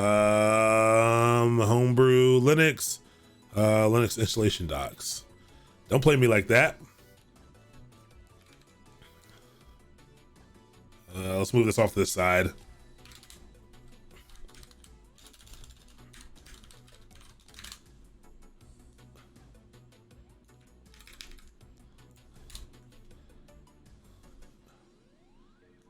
All right. Just give it an update and an install. So sudo, oh, something failed. Oh, and look at this. That's really annoying. So it's fine.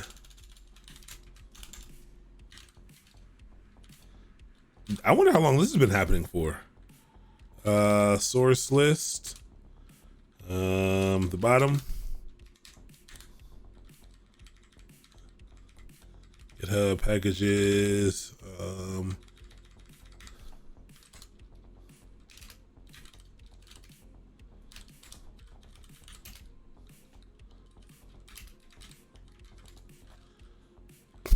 gross. Oh, that's actually in just source list ID.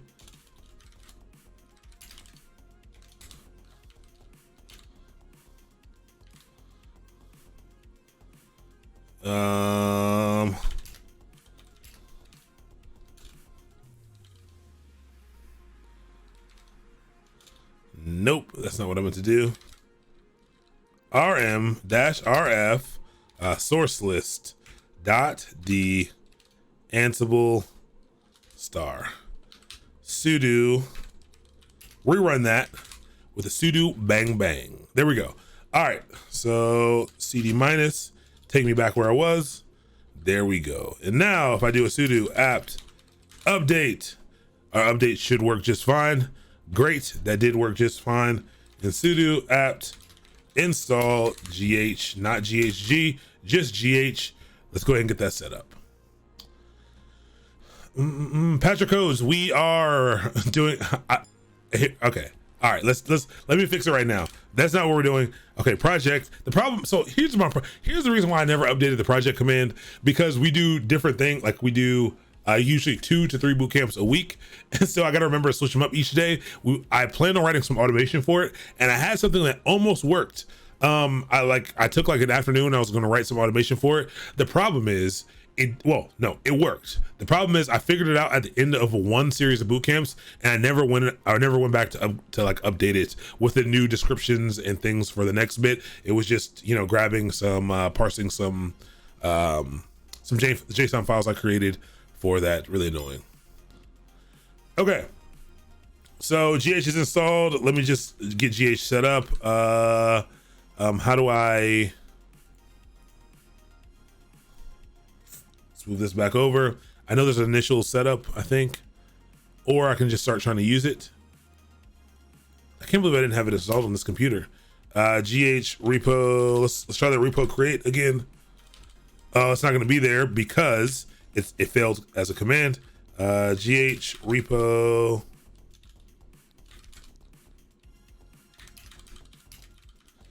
Repo create conduit Ansible. Please run gh auth login. That's what I needed to do. Auth login.com, login with a web browser. That's fine. Open, press enter to open my web browser. Okay. Now you all see my one-time code. Don't steal it. Don't steal my one-time code. Thank you. Even though you don't know my username and password, because I have the best passwords. Nobody has better passwords than me. No one, because what's this thing called? LastPass does it for me. Okay, I'm not just letting you know. My one-time code. Get out of here. Authorize GitHub to have access. I memorized this one. So there we. Well, yeah, not now. I didn't need to save that. All right. So now that this is set up, press enter to continue. Boom, boom, boom, boom, boom. Yeah, so, my passwords before LastPass were in fact a lot of, variations of password.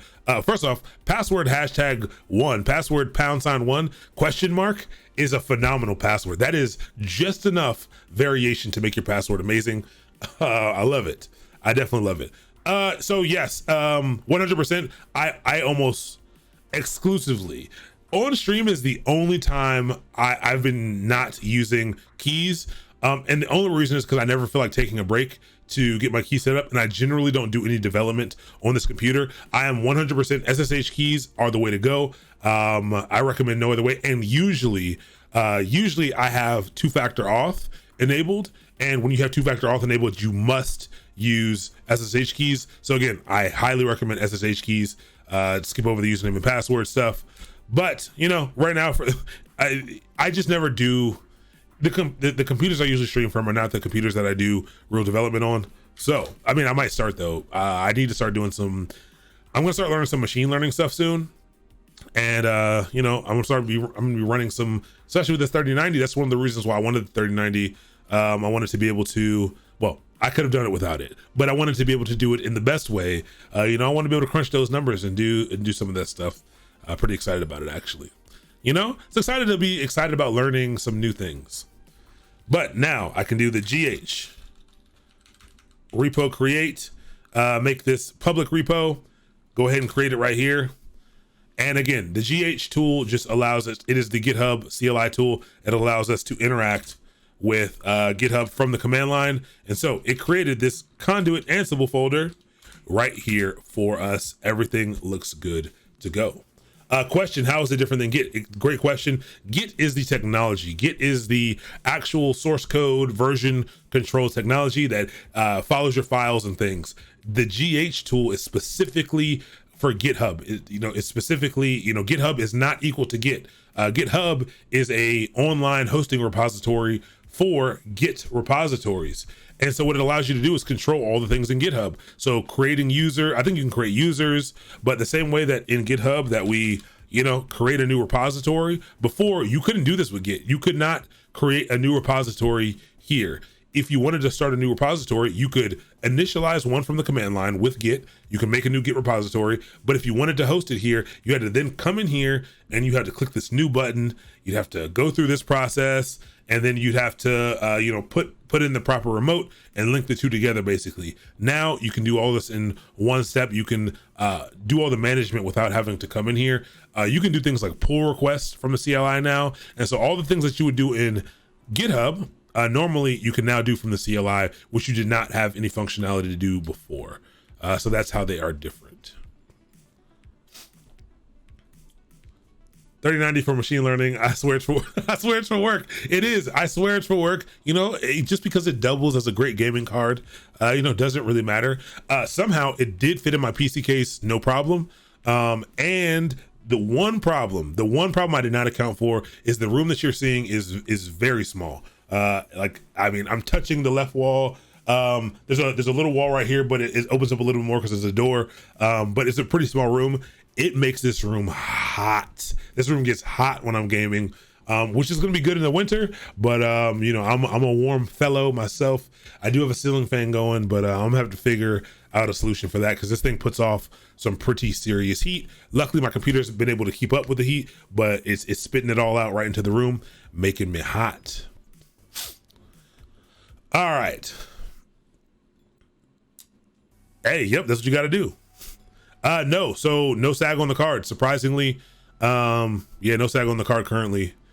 Yeah, it's sitting pretty staunch there. I'll let you know if I start to see any SAG. So it's for sure space heater. I'm actually a little bit afraid to see my electric bill. But I'm also waiting to see. I'm going to be rendering some of the streams out tonight. I'm interested to see how fast it can render out some of these streams. I'm hoping it's pretty quick. K10 card's pretty cheap now. Yeah, I mean, as I get into it, I'm definitely going to be picking up cheaper hardware for sure. Laptop is desktops 9 months out of the year, so I don't have. Yeah, that's fair. That honestly, that's genuinely fair. If the only I would exclusively go back to using a laptop, but I run out of USB bandwidth by doing that. I tried it the other day actually to see if I could switch back just to my laptop and only use my desktop for gaming. And I have too many things plugged in. I have so many things plugged into this computer. It's pretty ridiculous. So yeah. Okay, here we go. I keep getting sidetracked. I'm sorry. We have GH installed. Ansible. Let's get Ansible set up really quick using pip. And let me go ahead and do these things really quick. So we're just gonna do a lot of copying and pasting here. A lot of copying and pasting to make sure everything is good to go. Download that. Oh no. Let's scroll back up and click it again so we can find out where we were. How you doing, Sunny Empire Esports? Ah, yes, I see you're here to I see that you're here to recruit me for your esports team. I humbly accept your offer, and let's get going. I'm ready to play some games. Welcome to the channel. What's up, Rumble Tum Jum? Welcome to the channel. Ray Crisis, good to have you as well. Memcon, Button Presser, pressing those buttons, keep doing it. Spencer Underground, good to have you as well. Sympathy, welcome. Eghad, I think I got you all, but welcome. Only one single 3090 for machine learning. Are you sure a single card will do the job? I'm not sure. I'm not sure. You know, I'm not 100% sure. And if it was possible to get my hands on another one, maybe I'd try to get my hands on another one. I certainly wouldn't have enough like PCI slot space for sure. But yeah. Sure. I didn't need this. I certainly don't need that. I have, you know, I just felt the need, you know. I was like, if I can get my hands on one, I'll get my hands on one. Like I said, I wasn't able to find one new, as no one is, but I was able to find someone who mistakenly purchased one. Not mistakenly, they thought they were gonna be able to make a pretty big flip on it, which I certainly understand, but they played their cards a little bit wrong, and the money according to him, the money that he used to buy the card, you know, was money that he needed for things. He thought he was gonna be able to flip it in like a day or two, and because people were selling it for so high, he tried to sell it for super high, and no one was biting. And because this time around, people really aren't dealing with scalpers quite as much as they have in the past, and so he had a lot of trouble offloading it. And he basically got down to the point where he was like, yep, I won't be able to pay my rent if I don't sell this thing that I shouldn't have purchased. And so I was able to get it for only now I don't want to say only $200, but $200 more than MSRP plus the taxes that he paid. He had the receipt and everything. So I got a little lucky because they are going for a lot right now. People are selling them right now for about 1,000 over, 800 over. So I got a little bit lucky, you know, paid a little bit of premium, but I just won't buy anything for another 4 years. At least, you know, this should hold me over till these 8K TVs get real comfortable in my price range, because I need them here. All right, so now that we have this installed, what was I just clicking through here?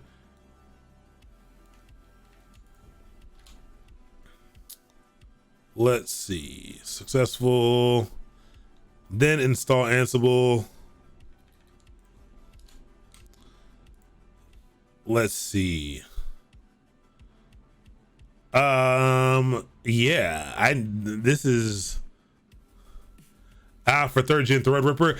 So now I will say I'm starting to learn again. I've dealt with Windows like my whole life, but like I'm fairly new to the PC building market and to like the power PC building market. And I will say that I am basically out of PCI lanes as well. I didn't understand. I watched a bunch of videos when Threadripper came out, understanding like the value there, and I was like, oh, I'll never need all this, and I lied. I am out of PCI lanes right now, because I use the 3090. I have two 4K capture cards, which I actually use. I don't use them here on stream, but I actually use them for some things that I'm recording. I use them at the same time. I have an NVMe, like I have a storage like tray thing, like extension tray as well. And I have one more thing in there. I have one more thing in my PCI slots, and I'm using up all my lanes. I actually had a little bit of trouble. I can't use both 4K cards at 4K at the same time, which is not a big deal. I didn't need them both to be 4K. They were the only ones that were available at the beginning of the pandemic, but all of my PCI lanes are taken up. And what Threadripper does is it gives you massively more PCI lanes. And I was considering it, but I don't need the stuff. I don't need it. It's just, it would allow me to just do more random stuff for sure. So I think we have Ansible installed now, right? Ooh, there we go. So Ansible is installed. Okay. Time goes by pretty fast, but no big deal. So we do have Ansible installed right now. And you know, if I run Ansible, it just gives me the README, basically the little helper text to tell me all the cool things that I can do. Now, how do you use this thing? Well, I don't know the proper terminology for all the Ansible stuff, so please, if you're super familiar with Ansible, definitely let me know right here.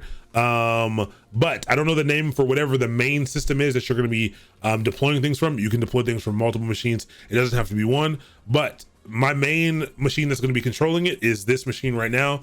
And so I'm going to set this up now to connect basically with the servers that we have set up. I have an X570 motherboard right now. So when when the stuff comes out, what is it, the 5 series, maybe I can upgrade. I don't need to upgrade at all. Did you check out that Go book I sent you? I have not checked it out yet, Sully. I'll definitely check it out. I have a whole list of books I need to grab. I haven't had time to look at any of the books, but I'll definitely check it out for sure. I might actually grab it really soon, since maybe it'll have some cool stuff to add into my workshop that I'm building. Black Hat Go, yeah, it might have some cool stuff that I may be able to include into that workshop that I'm doing on November 9th and 10th. A little shameless plug there. But yeah, I'm on X570 right now. Aorus Master Pro Wi-Fi or something. I don't know. Aorus Master Wi-Fi. I don't use the Wi-Fi, but it's what was available. It was expensive. I had never bought a nice motherboard in my life. Again, this is why I encourage all of you to get in the tech industry. All of this happened right at the new year. I built this computer right at the new year because I got a massive bonus. I told you we talk about money here. I got a massive Christmas bonus last year. It was absurd. Made me uncomfortable for a little bit. Like, honestly, I was like, I don't think I shouldn't have an account with this much money in it. And again, to some of you that you might, like, if you knew the actual amount, you might be like, bro, that's not a lot of money. But to me, it was a lot of money. And so what did I do? I went out and I built a computer immediately so I could play some games. That's what I did, But yeah, so I do like Zen 3 though for the gaming, for the single core performance for gaming. That is impressive, it's impressive. I do like it. So first thing that we're going to do is we need to set up what's called our inventory. Our inventory is going to be the servers that Ansible is going to go out and manage for us. And so there is an inventory file that exists inside of Ansible. And so we're going to get vim etc Ansible hosts. All right. And so you got to edit it. I don't know why you have to edit this as a, this actually kept around a lot of my stuff. These are old servers, but it's actually kept around. I guess deleting it doesn't actually remove the files. So this is good. This will have all of it, most of it set up for us. So yeah, this is old, the very last time we did it. So We have a couple of different things in here. This hosts file is your inventory file, and it basically allows you to tell Ansible what servers you are going to be managing, and you can do them in a couple of different ways. You can just put in some hosts. So maybe, I could put in, dev dot pipelines dot media, and I could put them all right here, and everything would be great. And I could put them all in a line, and it would know to use those. That's great.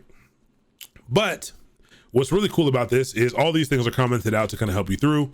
But what you can do is you can add in these collections. And so imagine if you're managing lots and lots of servers, you have different servers that do different things. And so web servers might be one of them. And then maybe you have some database servers. Maybe we separated it out by backend servers versus front-end servers or something like that. But our web servers, we can simply put them in here. So I can say, what do we call it? We call it dev.pipelines.media. We did staging. We did stage.pipelines.media. And we did production.pipelines.media. Okay, I'm actually really excited because the other stuff is already set up for us, but I'm gonna show you what that is in a second. You can also make an inventory in the local folder and pass an option to Ansible instead. Yes, this is very correct. You can actually put it an inventory file anywhere and configure Ansible to look anywhere you want to. But yeah, you're gonna put it locally and pass it in. I'm sticking it here because this is usually how they teach you as well. But yeah, so I just have this cluster of servers right here that fall underneath the web server moniker. And what that's gonna allow us to do is to manage all the web servers together. So that we don't have to deploy to each individual one. Say, hey, go ahead and update, make this change to all of my web servers. And it's really nice. So that's one file. And the other file, there's another configuration file in here, which is the Ansible CFG. I already have some changes in here, but let's talk through them really quick. And talk about why we need these things. What's up, King Golly? It's good to have you. What's up, Calder Draconis? I love the name. Welcome to the channel. Thank you so much for the follow as well. So there are some, inside of a configuration management tool, what's really nice is you have all of the dynamicness that you would need to be able to build up and to manage infrastructure as you would need. So you have the ability to have variables and all kinds of programming functions and things to allow you to do some cool dynamic things. And so in here, we have some variables to allow us to do some things. One of the ones that we had to do, like all these are commented out usually. One of them, we have to tell what the sudo user is. And I actually don't even think that one needs to be uncommented, but that's fine. I think that's the default anyway. So that's, I don't know why that's here. I'm just running through the list to see what else we uncommented, but there are some other things in here. So remember, this uses SSH to get into a system. And, a lot of times SSH is username and password, but we're working out of Amazon and SSH is not username and password. It is done via keys, via SSH keys. And so we need to be able to set those things up. And this is how it's set up. We set up the user. These variables don't have to go here. These variables can actually go into our playbooks. They can go into the actual configuration that we write, but I set them here because for now, one, because they're already set up here and I want to be able to do something. And yeah. And so the last thing here is the private key. So we have to tell it where to look for the private key. So we're using SSH keys, not username and password. So we have to pass along a private key, and setting this up allows us to do that. This will only work this way if all of the servers are using the same private key. Again, these are all things that we can pass into the config, but yeah. Make sure all your configs are up to date on GitHub after you stream. Yeah, we talked about that a little bit earlier. Yeah, we already made sure Terraform is now up to date for even the stuff that we did today. And yeah, we'll need to set like an alarm or something to tell us to do that. Because that's my bad for sure. But yeah, private key file is set here. And so we have those things set up. We have the user, the private key. Yeah. And so what that's going to allow us to do is to first, now that we have the servers in there as web servers, we can do, we can ping them. So if you want to see what Ansible has access to, I think it's a ping. all. What happens if I just do ping all? I don't ever remember the commands. Ping all. There's a ping -m. Oh wait. First off, I think it's Ansible. Ansible ping all dash. Just like an M in there. I'm gonna look at I not something that I remember because I don't work with Ansible all that often, but there should be an easy way to do this. But you can use ping to confirm that you have connection access to all of these hosts. Getting started, docs Ansible, and verify usable Python returns on success pong. Ansible web servers -m ping. Okay. So maybe it's just Ansible.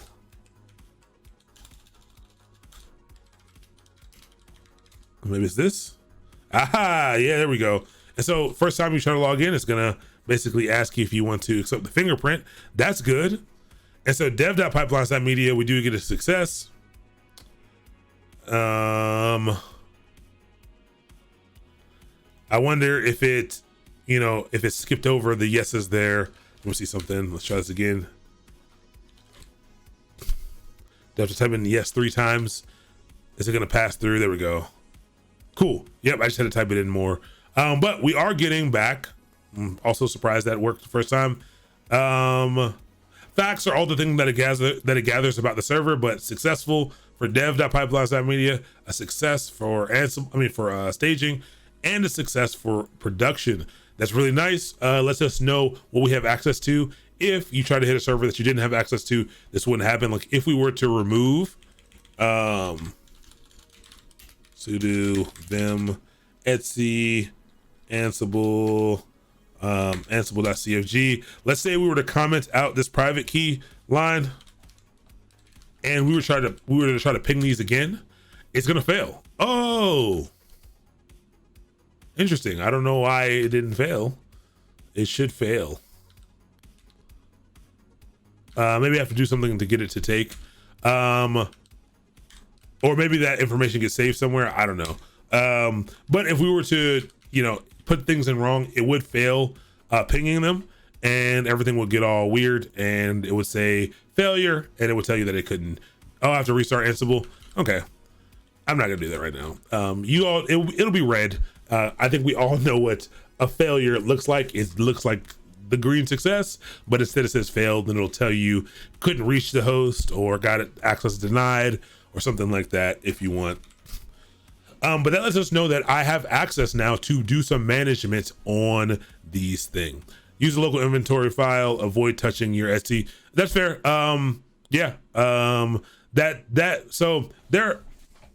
So yes, I'm doing my best to stay away. Keep throwing those things out. I don't want to give best practices for some of these, especially for configuration management, because everyone's situation is different. I'm trying to tread the line, but yes, that is generally a very good rule. Not to put any of your configuration that high up in the SE files. 100%, I agree. Local configuration works out really well, but I don't want you to be worried about that yet. But yes, absolutely.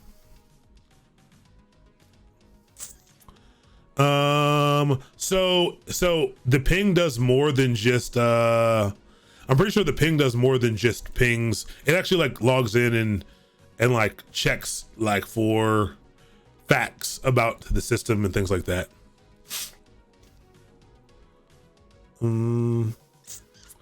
A question that has nothing to do with what you're talking about. What do you mean by tech being great equalizer? Oh, I mean that by great equalizer, I mean that tech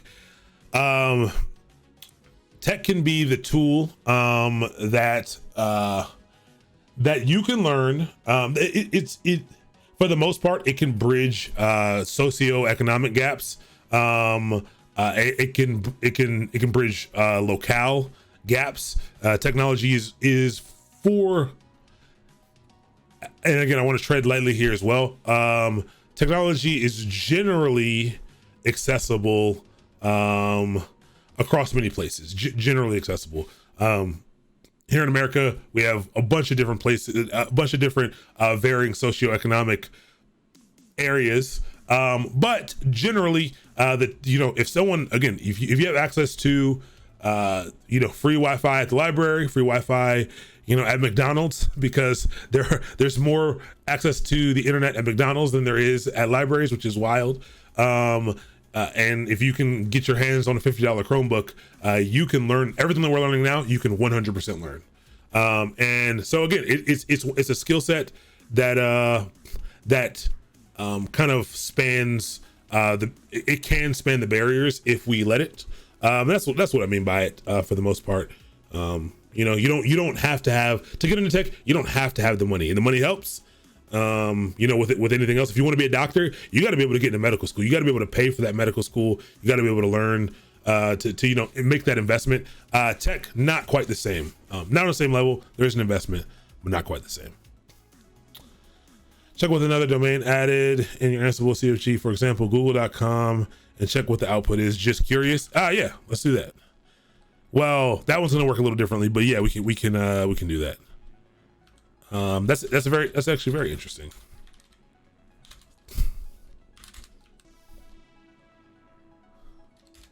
Whoops. Why isn't a tab completing? There we go. Let's do this. alphaexample.org. Let's also do, I like the Google example.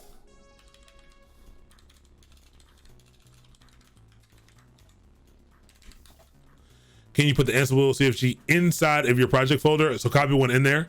Sure, I can do that.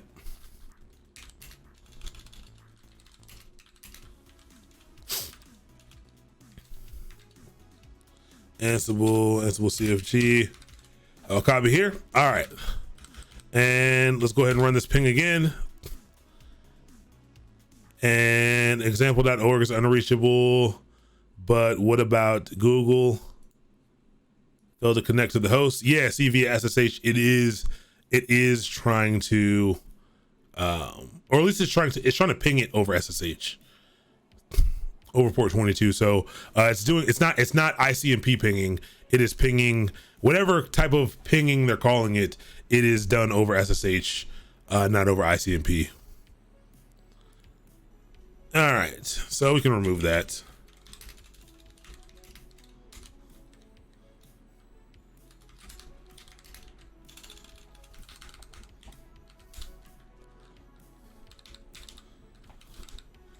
All right, so now that these files are there and ready, let me show you what Ansible configuration looks like. Ansible configuration is written in YAML. We've done YAML in here, a fair amount. That's what the CI, CD, all the CI tooling and stuff is. It's the configuration you use for that, for a lot of different things. But this is also YAML as well. So you write YAML files to be able to configure what you want your stuff to look like. And let's see if we can see what something like this looks like on their website. If not, we'll go ahead and we'll do this. So the thing that you're writing, the file that you're gonna be writing, they're called playbooks. And these playbooks are the things where you declare not only what you want, but how you want it as well. So you kind of declare the thing, the state. There's a bunch of other stuff as well that you can do with that. Mastermind Academy seems pretty cool. I appreciate that, Jeb Mass. Thank you so much. Thank you so much for the follow. I appreciate the kind words. I really do. Yeah, it helps me keep going. How you doing, Estudioso 12? Welcome, Technico, Gray Guild. It's good to have you all. As we're trying to get something set up here in Ansible. All right, very quickly. Let's just Google. I don't even want to look into, so YAML syntax. YAML's kind of like Python in that white space matters. So indentation and things matter. And again, it's just a method of markup. Basically, YAML actually stands for yet another markup language.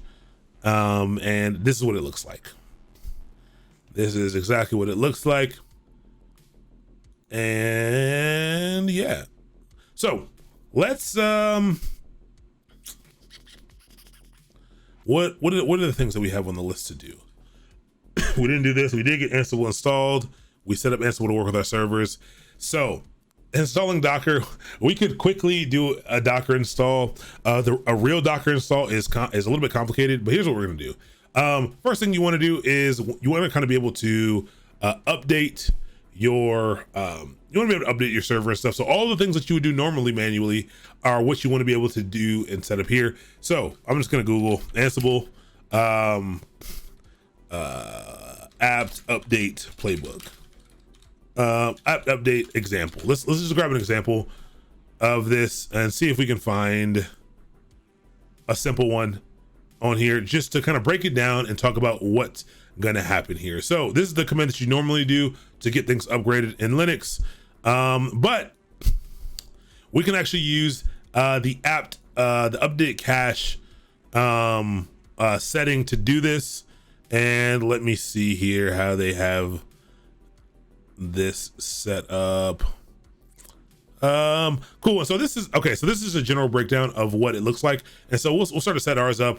I'm not going to copy it and paste completely at all. We're going to only take what we need here,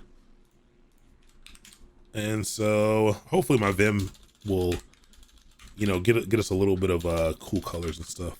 So I'm gonna Vim and let's call this first one. Let's call this a let's call this, because we're gonna be installing Docker. We'll call this Docker install .yaml, and we'll start out here. Set it up again. I added SE host. Yeah, you can absolutely do one locally as well, inside of the project folder, and pass that in as well. Do you also have to edit your own host file to forward the IP? No. So that host file is not the same thing. No, you don't. You don't have to do that. Well, so you do. Yeah. So so yes, you will if you're trying to push into a different server. Yes, that doesn't have DNS set up. You will have to do that. I've been trying to learn Ansible this whole week. Well, cool. So we're gonna be doing Ansible today, and we'll also be doing more Ansible on Wednesday as well. So tonight we're not gonna be on that much longer. We're only kind of just getting into it, which kind of sucks. But yeah, we'll talk about what it does. If you have any questions about it, let me know. So right here, this first line, this host line, is where you can specify what servers you would like to manage right now. And so I could put in each of those individual hosts if I wanted to, but because we set up that grouping underneath that web service flag, this is where I can say, hey, this playbook right here, this playbook that I have right here, I want this to manage all of those servers. Sully, thank you so much for sharing the emos. Thank you so much for the tier 1 sub that was gifted. Jumpass, please thank your gifter. Sully has given a massive amount of subs to this channel. Thank you so much, Sully, for the support. I really, really do appreciate it. Name ensure Docker is installed, become true. So see, the only problem, Nerolinks,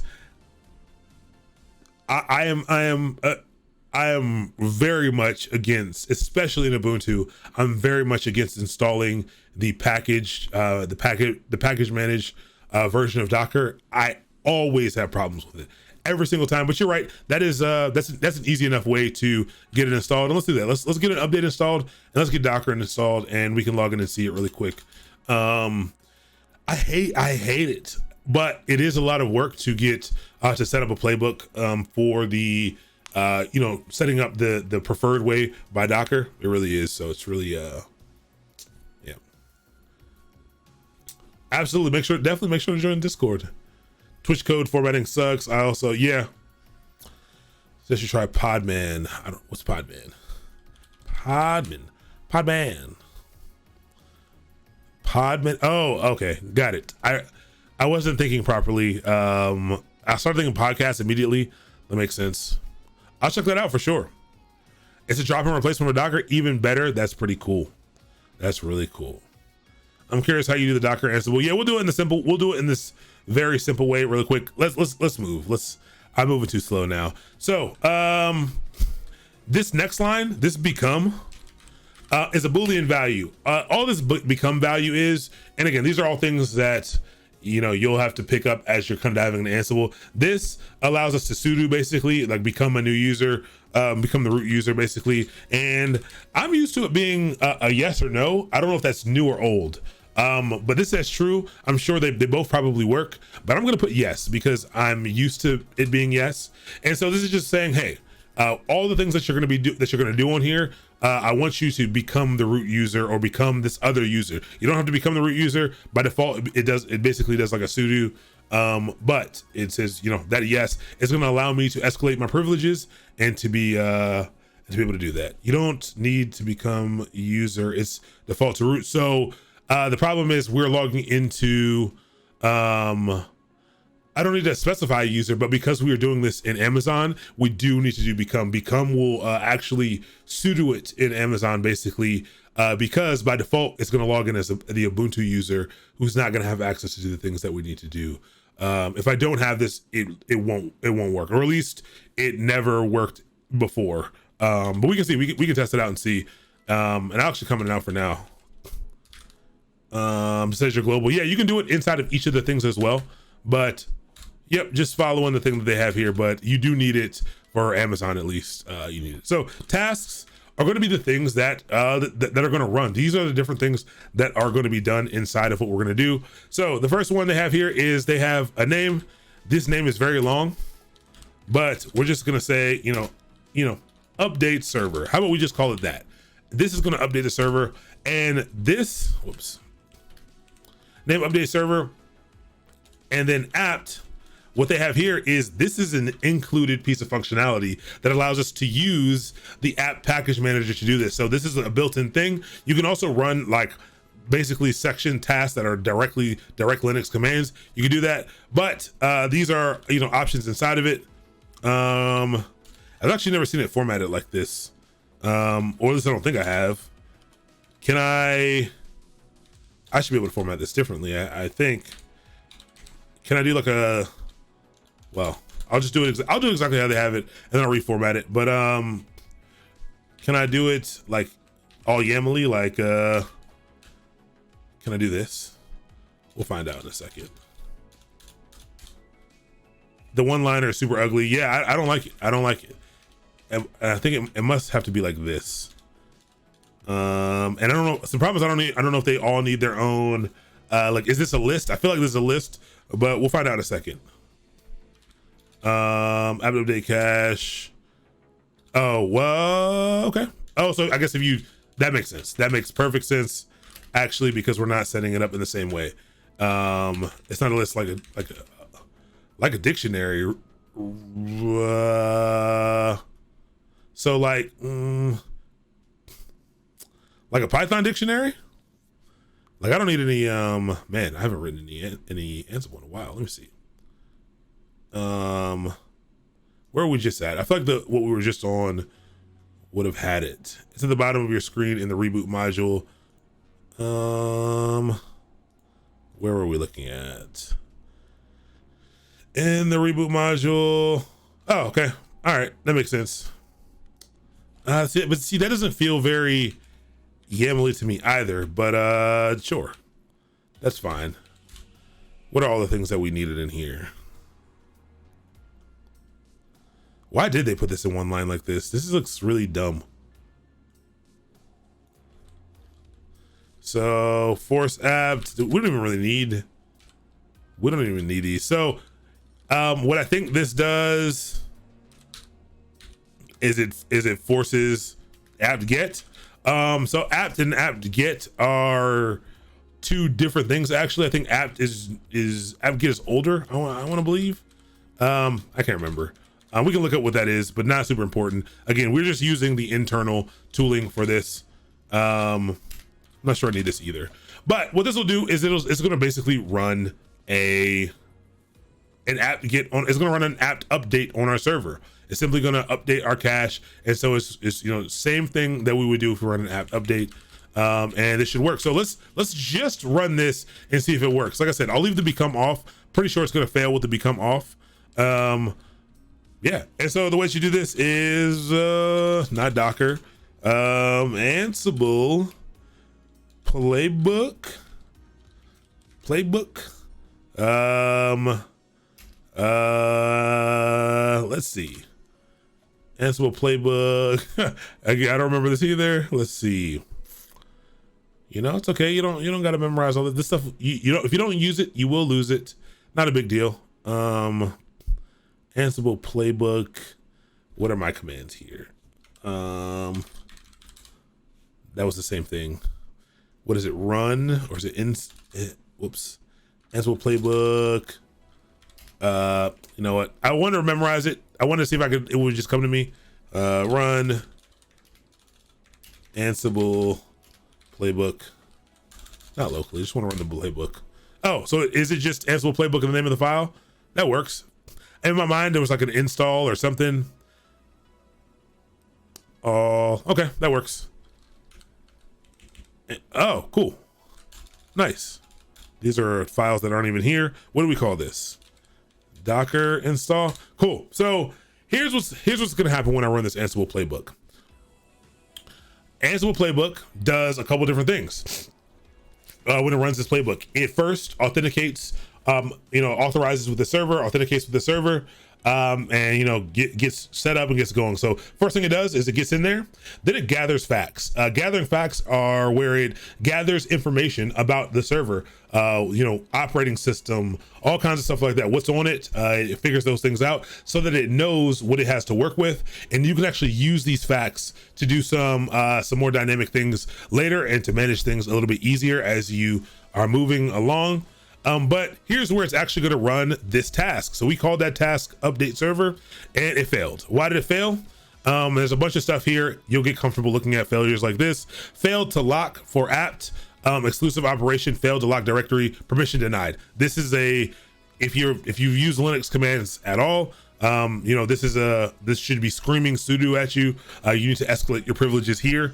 And so we basically, it failed to run these things. Then it gives you a recap. It says, hey, one thing's okay. So this basically says I was able to log in, but one thing failed. The only thing we told it to do actually failed. So I was able to get in. I was able to grab the facts, but when I tried to run something, it failed on all three servers. And so again, it's just that this just has to do with the escalation of your privileges on the servers itself. And so if I vim the docker install .yaml, I will just I'll add in the become here. And again, you can add this by step, but all the things that we're gonna need to do for the most part are gonna need this. And this time, it should work just fine. You can see how it's taking longer, and it will give us feedback and it will give us output. And so why are these things in orange, and why does it say that it changed? It basically, the change says, hey, something happened here. Something was in one place, and I made a change. Ansible made a change to get it into the state that you want it to be in. So if we run it again, nothing changes. And why doesn't anything change? You might be thinking in your mind, hey, I thought we told it to run an update every time. That's not what we told it to do. We set up an update task, but it's checking for a valid cache. The cache still falls within this time that we have, so it's not going to update as long as this cache is still valid. So after 3,600 seconds, I don't know if this is seconds or minutes, then it will run it again next time it checks in. So now we already have a task that's going to update the server, and it's going to make sure that as long as the cache is still valid, it won't update it. And then if it is invalid, then it will. Is it idempotent? Every time I forget what idempotent means. Denoting element which unchanged value. Yes. I always forget every time. I used to know for a while what it meant. I used to use it a lot, and then I stopped using it. But yes, it is. Thank you. No, I said yes, completely believing it was yes, but it's always good to have someone confirm that that you are correct. I appreciate that. Okay, so we got the server updated, and usually before you install things, you want to make sure that the caches are up to date so that you can get stuff. And we will just go ahead and install Docker IO. And so I like that NeuroLinks basically gave this to us, and this is going to be good. It's all still exactly what you added here. And let's paste this in, and let's undo that right now. And let's go ahead and go back, and let's do a set paste, and let's paste. What is why is it doing this? Okay, I don't know why it's doing that. Let's give it on a whole new line, and so this is the same become task here that we don't need, but we don't need it here since we did it globally. Again, should you do it globally? Probably not, but I think that's fine for now. And then we have a couple of different options here. Ensure Docker is installed. So remember, you just saw that we are using and this is not, and I think I can take this right back up top. You saw that we are using apt to be able to do stuff. If we can use apt to do something up here, why can't we use the apt package manager to also install programs? And that's what we can do. So again, I generally recommend against using the prepackaged versions of Docker, but you know, this isn't a good way to do it. Oh yeah, definitely should be this online. But yeah, I generally recommend against installing this, but again, that just has to, I've dealt a lot with Docker, and that's my only thing. Yeah, no, it's available as like, there's first off, there's two available, and this is one of the problems. There's two available. One's Docker Engine and one's Docker.io, which I think has a version of Docker Engine as well. It's all over the place. I don't generally recommend this, but let's see if this works. So this state, what is the state? This right here is saying that we want this thing to be present, and present just means installed. It does not mean running.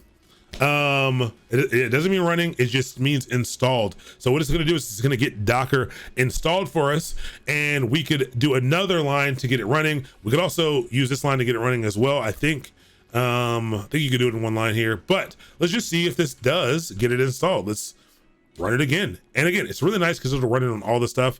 And I made a mistake.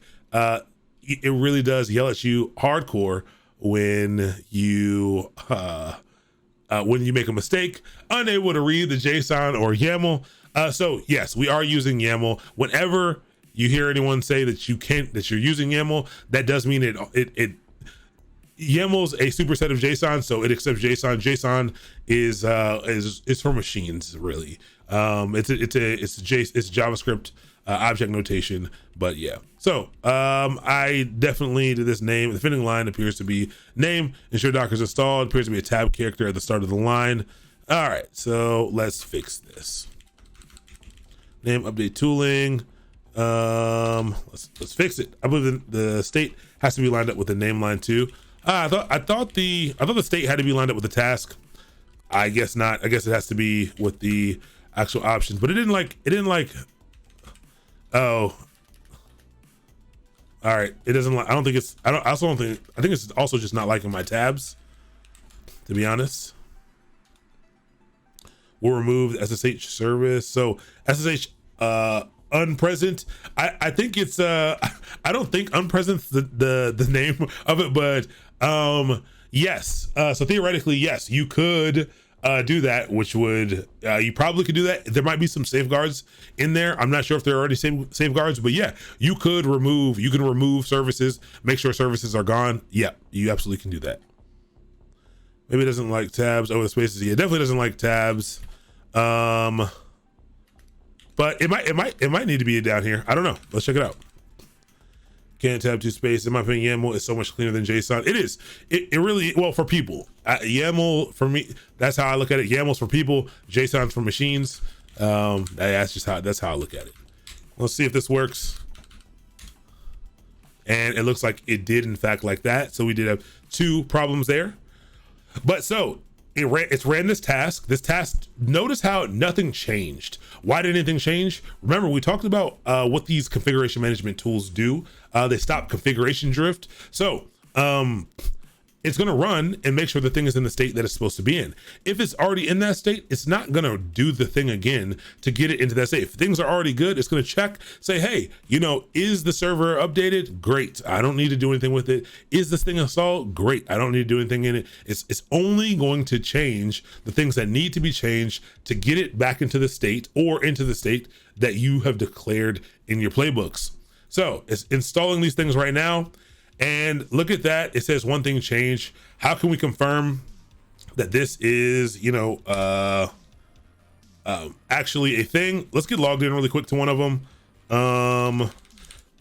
What's up? Connor Burge, welcome. Glackhobi 98, welcome to the channel. Sergon Her, welcome. Commit and run.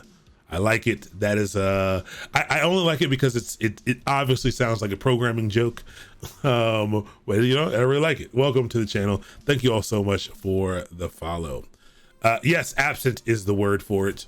But yes, I don't know if it'll delete it, but if it does delete it, then you won't be able to log into that server anymore. So just be careful if you want to do that. CD SSH /waddle -i waddle let's development .pipelines.media public key because I didn't give a user. Ubuntu. All right, there we Ubuntu at development at dev, not development, at just dev. There we go. All right, so we're in. If I do a sudo docker ps, it'll basically, it's already running. Very interesting. I feel like it shouldn't be running, but okay, it is running. But we could also write a line to also make sure that it's running. So there are, I think there are 4 statuses. I think the 4 statuses are present, absent, and then I think running, or maybe they're 5. We can look up what the statuses are. But you can do that. So you can, not only do you generally have to make sure services are there, you also have to make sure they are, they're running as well. And so for our Docker containers themselves, there's a Docker tool to use in here. So it's to manage them. I'm gonna do it real quick. If we wanted to say get Nginx image or something, and we'll shore this all up on Wednesday. But I think there's a Docker thing, and I think same way. I think it's name, and we can give the container a name. Now I'm gonna just try to run this because YOLO, but I'm gonna look it up after this. I want to see how close I can get. Name, we can call this Nginx proxy. And we can say, hey, the image, I believe, is Nginx. I'm trying to remember some of the stuff that's in here. I think there is expose. I think I have to do it like this and do a port 80. And then I think I have to also map it, maybe. Ports to map 80 to 80. And maybe something like this, and then maybe also set up state. Again, I think if I just do present, I think it'll just download it. It'll just create it, but not, it'll create this container.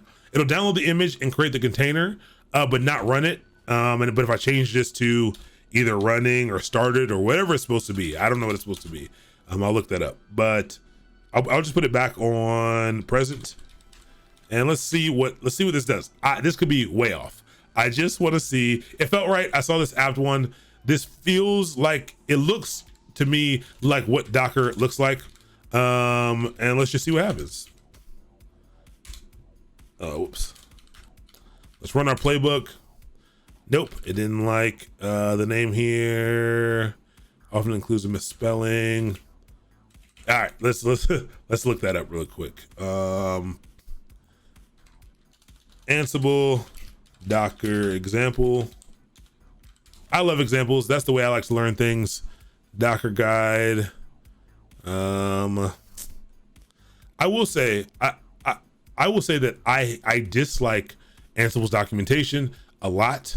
I don't think it's very good, personally. But I will try to, you know, let's see. These are all things that I've gone through before. You can see that I clicked on all these before. Let's see, task name, apt key, apt pip, Docker. Oh, Docker image. So you can do a Docker image. Oh, cool. So we'll copy and paste this real quick. A Docker image, and then I can create a container with that image using, Docker image and Docker container. So we'll grab these. Let's actually use both of these. And let's just repurpose this. Nice. Okay, so I'm actually gonna delete all of this. That did not work. That also did not work. Nope, wrong button. There, no, come on, what's happening here? There we go. Okay, let's set paste here. And let's paste this in, paste anyway. And let's take, actually think the rest of this is fine. I think it's fine. Yeah, look at that. So let me add a new line here. So here's how you pull a Docker image. So notice how we're basically choosing the specific tool that we're kind of using right here. So we use apt to do this, but here we're using, you know, this is a Docker image. This is I don't know the word for this item here, this resource or whatever, but pull default Docker image. We're gonna say this is to pull Nginx Docker image. And yeah, I don't think you need the pull either. I don't think you need the pull. But I think what the pull will do is on check-ins. I think if you have this here, like if even if you're not deploying this new thing on check-ins, you can have the most up-to-date one. But yeah, Ansible modules, thank you. But yeah, I know what you're doing, but should I answer my question? Terraform deploys to providers without knowing what your Terraform code is or what you're deploying to. There is, oh, okay, never mind. I didn't see what was above this. Trying to test the SSH connection via Ansible ping. I can't even SSH from the CLI, so Ansible commands won't work. Something is up with my configuration. That does in fact sound like you can. Where are the servers that you're trying to SSH to? Are they in VirtualBox? Are they in the cloud? Like, where are the machines that you're trying to SSH to? Maybe we can help out that way. But okay, so these Ansible modules. So default container image. I want the Nginx one. They're on EC2, created by Terraform. So, did you, inside of the, and I'll pull it up in a second, inside of the Ansible CFG, again, there's some lines. Line 22, maybe you might need line 22. I don't think you're gonna need it. But line 107, you have to set up the proper remote user. And then at the bottom, then at 136, you have to set up the private key, but it sounds like you said it's not even working from the CLI. If it times out, that's probably security group. Do you have port 22? Well, no, it should give you SSH access by default. Either that or you didn't give it all ports are open. You might not have given, it might not have an external is there anything underneath the remote, the public IPv4 address? Yeah, I mean, it could be if you put it in some type of VPC or something, some type of non-default VPC, maybe.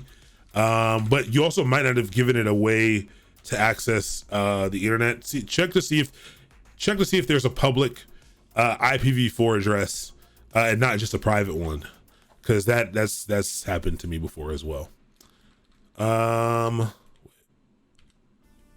So there appears to be a line. So we're gonna pull this image first. Don't need to, but we'll do it. And then we'll call this the name of the image.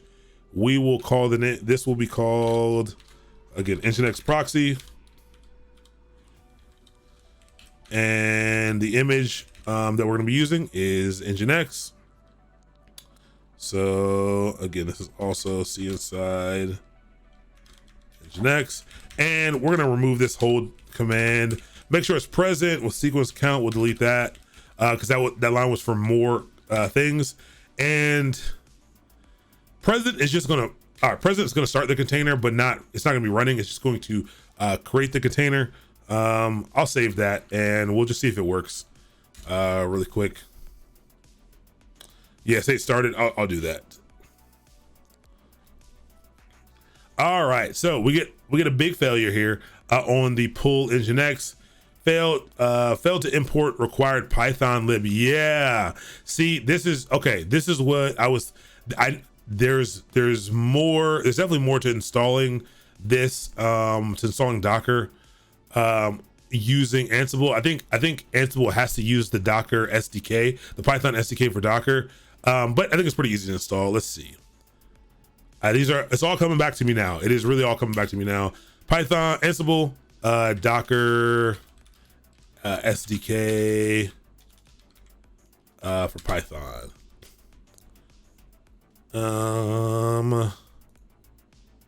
I've run into this. I remember the last time I was trying to do this. It was super weird. And someone might have already created one of these for us. Yeah, we'll need to install this. Here we go. Python Docker. So we can use apt. I think that's all we need actually. But let's see. I think it'll work once we add this. So we'll take basically this. If we need to install an application, we already have a way to install it right here. So we'll just take this, we'll copy it, and we'll change the name of the thing that we need to install. But I guess we're gonna have to also install pip and everything. Actually, no, it already has Python on it, I think, but maybe not pip. But let's see what happens. Let's see what happens. Python -docker, or using pip. Let's try Python Docker and see if this works. Make sure that's present. So you can also do things like requires and stuff like that. What didn't it like about? Oh. So there is some there's some layering and there is some ordering you can do to easily add this. No package, Python Docker. Let me see this really quick.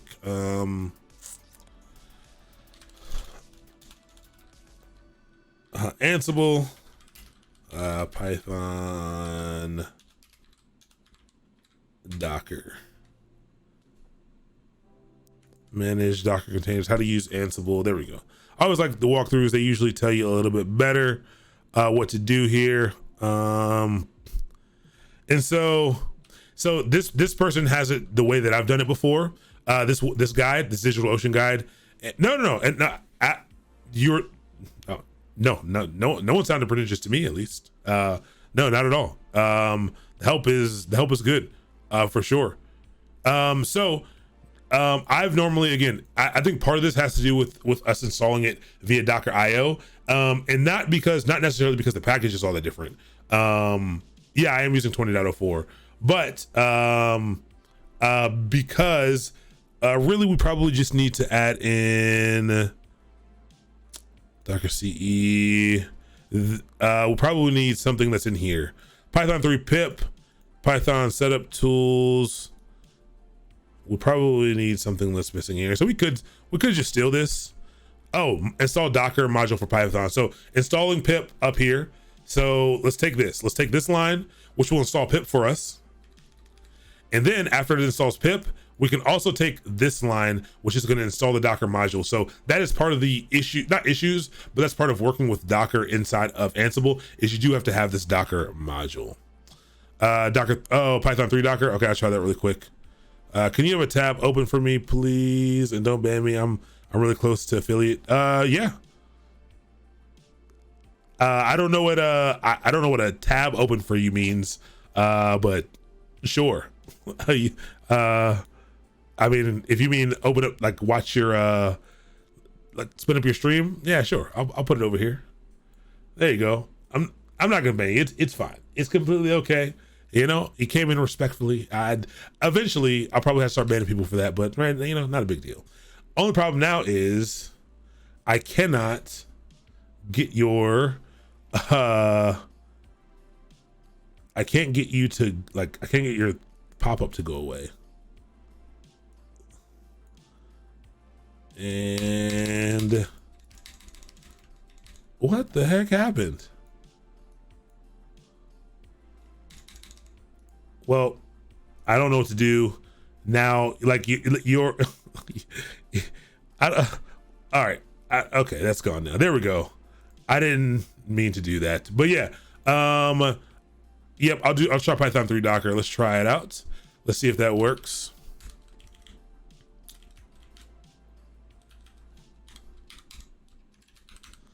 I feel like this is not going. It might do it. That's right. I mean, if not, I'll just do the pip method. Oh, ensure Docker is installed. I need to change the name of that.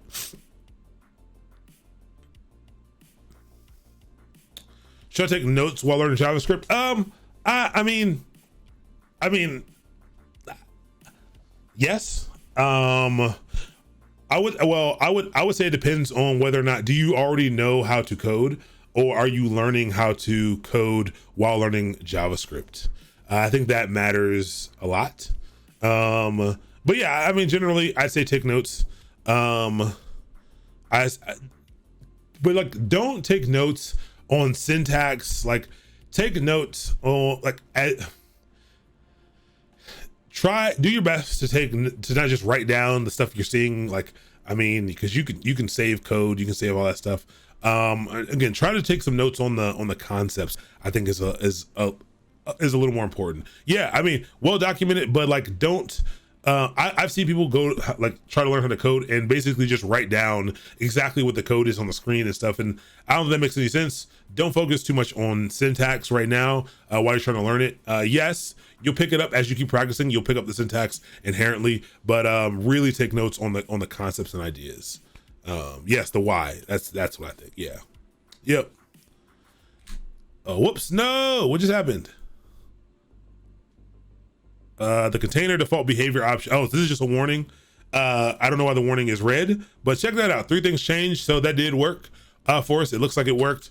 And if we do this, if we do a sudo docker ps, it's not gonna be running. But if we do a -a, look at this. Nginx name. It was created about a minute ago. Okay, remember we called it Nginx proxy, so it did create that thing about a minute ago. So it did all the setup, and it made sure this thing is here. Pull the image. So if we check our images here on the server,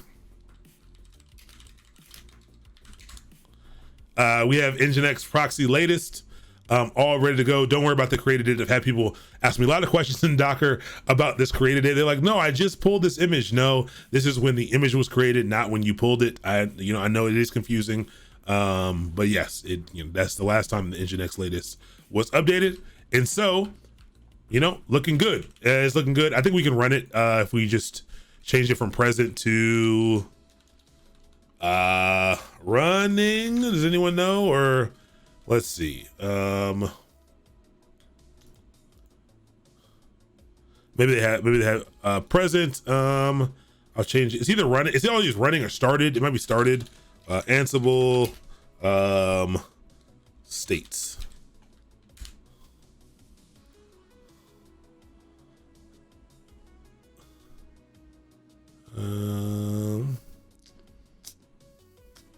It's probably just faster for me to try them both. I feel like it's got to be one of those. Ansible started.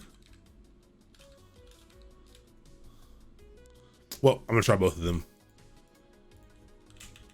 I don't think it's running. I think it started. It is started. Thank you very much. And so this is honestly, this is the reason why I tell you all to start to understand the whys. Like I said, I've done a couple. I've done a few things with Ansible. I've dealt with Ansible here and there for over the years for different things. But once you start to understand the concepts of configuration management, Yeah, the different, the domain specific language can be a little bit weird in understanding how each one does stuff, but it's relatively easy to move in between them. Again, when you understand what they're doing and how they work, it's relatively easy to move in between them at any given time. I would have no problem right now if someone was like, hey, I need you to do a project, but we're using Puppet. I haven't used Puppet in forever, and I would have no problem being like, yeah, cool, let's go do the thing. Like, let's go do that thing. And so notice how one thing changed. 6 things were okay, but one thing changed. We can actually, I'm gonna get this warning to go. I'm gonna add in this container default behavior. We need to put it into compatibility or no defaults, so this goes away. But one thing changed, and that's because we changed state. And check this out. If we do a Docker PS, we have a running Nginx container. And now if we go to development, just dev.pipelines.media, you can go there if you want. It should at least give you an Nginx landing page. No, it doesn't. Phenomenal. It does not do that. Why doesn't it do that? Did we not map any ports? We did not map any ports. Let's map a port really quick. I forgot we copied over it. Let's change it again. Let's add some ports really quick.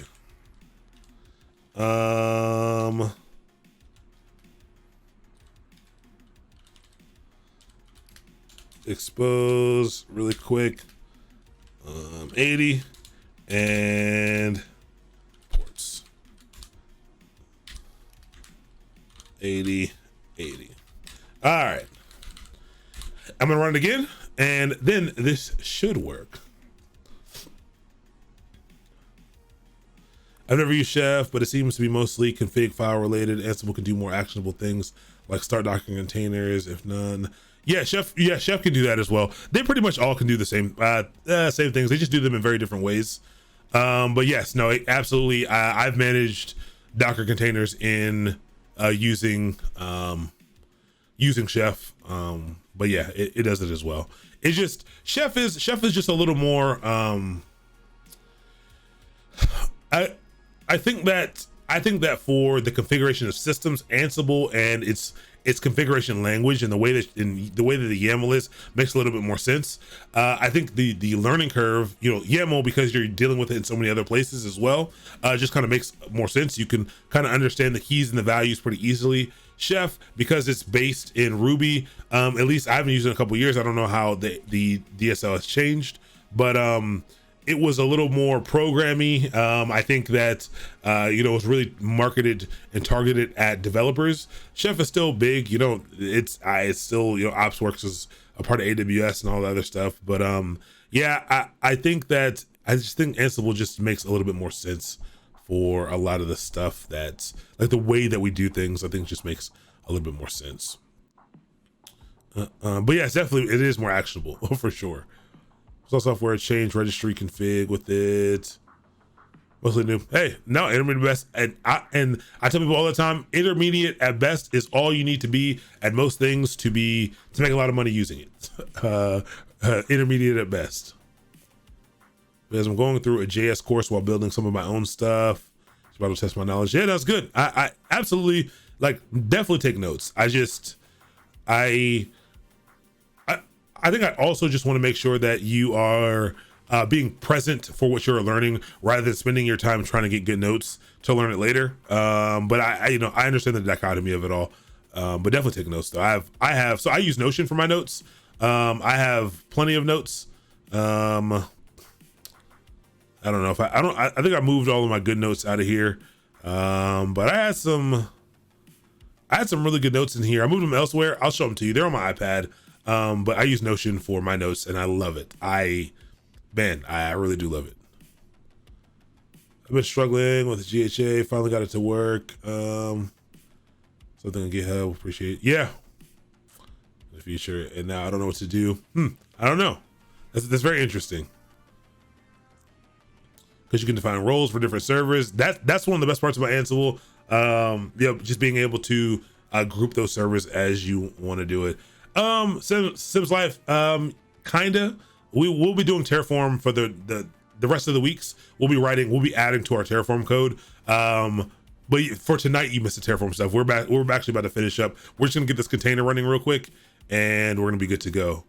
Error starting container, 500 internal server error, endpoint Nginx proxy, error starting userland proxy, bind address already in use, support 80 is already in use on these servers. Yeah, that's really weird. Nginx is already running. Interesting. And so this is good to know.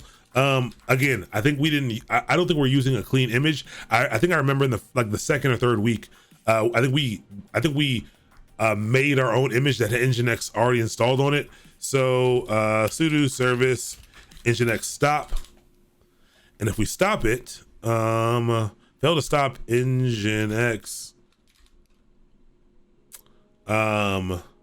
We'll need to do this to all of them really quick. So I'm gonna need to run that SSH command again.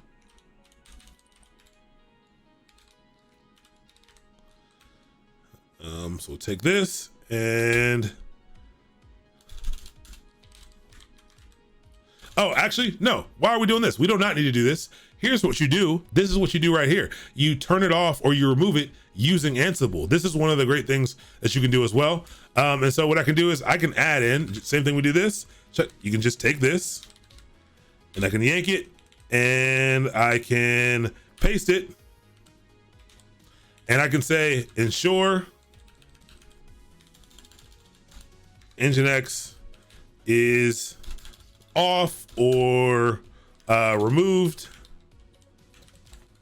and apt, the name is Nginx, and make sure this is absent. So this will make it a little bit easier, and now we can just remove it. And so my containers failed to start simply because Nginx is already running on all these servers, and when I tried to bind them to port 80, I was unable to do that. So look, make sure it's removed. Look how it made a change on all of these things. It's interesting because I think that even though it worked on dev because I manually stopped it, I think because even though I removed it, I think the service is actually still running. So I might need to add in a second thing in there. Whoops, which is kind of weird. But I think that's right. I think I can say,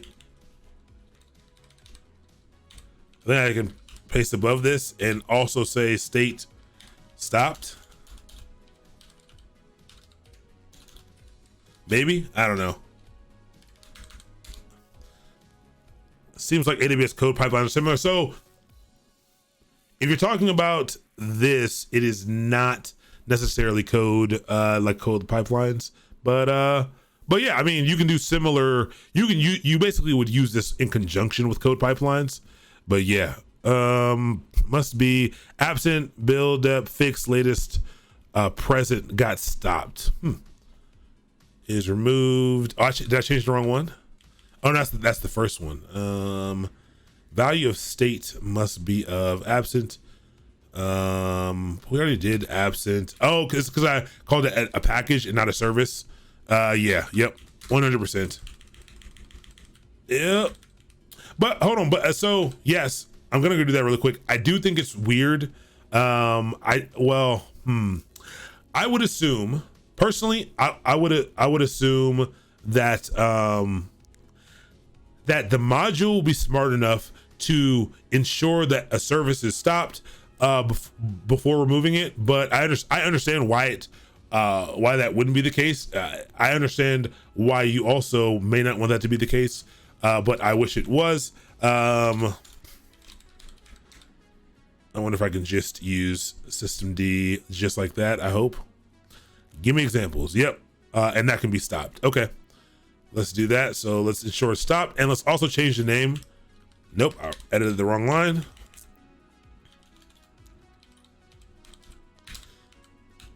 Let's ensure it's stopped. And then it'll make sure it's stopped first. Then it'll make sure it's removed, which this might fail because it might not exist, but I'm going to run it anyway. I just want to see what's going to happen here. EQ Explorer, thank you so much for the Twitch Prime sub. I really do appreciate it. GitHub Actions. Yep. Definitely GitHub Actions. I knew you were talking about GitHub Actions there. So it looks like it changed it on 2. Well, oh no, it actually worked. It worked. This is this is that deprecation warning. It's not an error. So it looks like that might have worked. And if we do a sudo docker ps, we do in fact have an Nginx container running that does have its ports mapped. That means that if we go to, if we refresh this, we get a default Nginx page. And so we do have a service that's up and running using Docker. So we were able to deploy this using Docker. So that's nice. All right, so here's what we're gonna do. This is a good stopping point. Let's see if that checks off anything else. Install Docker, make sure Docker's running. We didn't get all of our images, so we'll have to copy that over. And we will knock out these things on Wednesday. So we'll fix the Terraform state stuff. We'll get all of the images and all the containers running properly. And we also have to containerize Mongo and get everything done. So like we've already started the process of these things so far, but yeah, it's Notion running in the local container too. It is not. It's natively installed right here on my desktop. All right, let's push this code. Let's make sure we didn't forget to push the code. Yep. You got it, Sin City. You're right on the money. So get status. I'll add it all.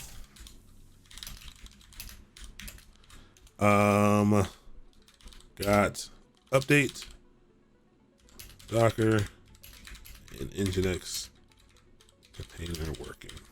Terrible commit messages, but it's fine. It's it's all right. Origin master.